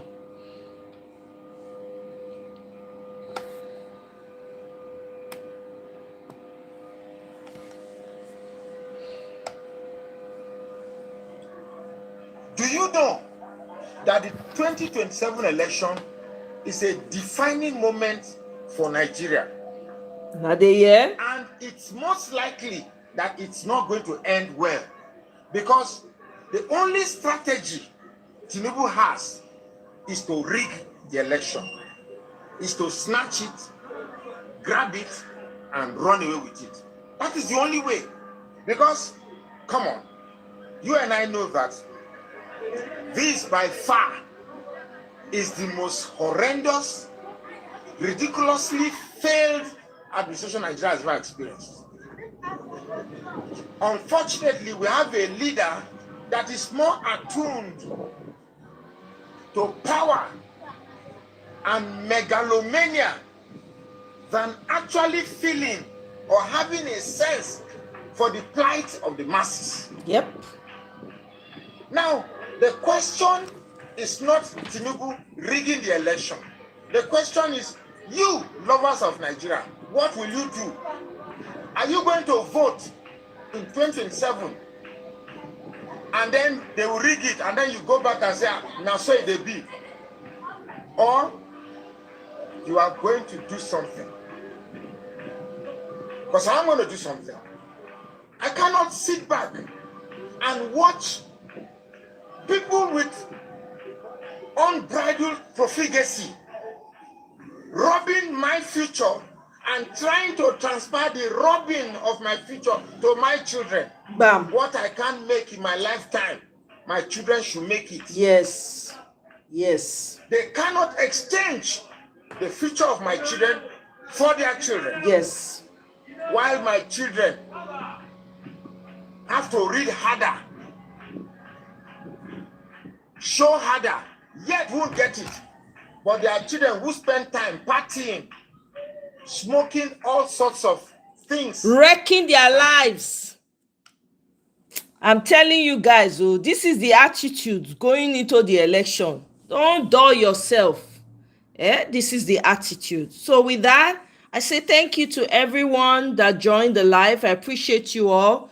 Kene, Tracy, I'm glad that I saw you again today. Ehime, Loxondonta, Obiajulu, who else was here? Oriyomi was here earlier. Let me see if I can get all the names. Josh, Ben, the funny guy, Holy Mary, of course, Esu, Edwin, all of you. Thank you all for joining me. I'll see you guys on my next one. I hope you have a wonderful rest of the day. Bye.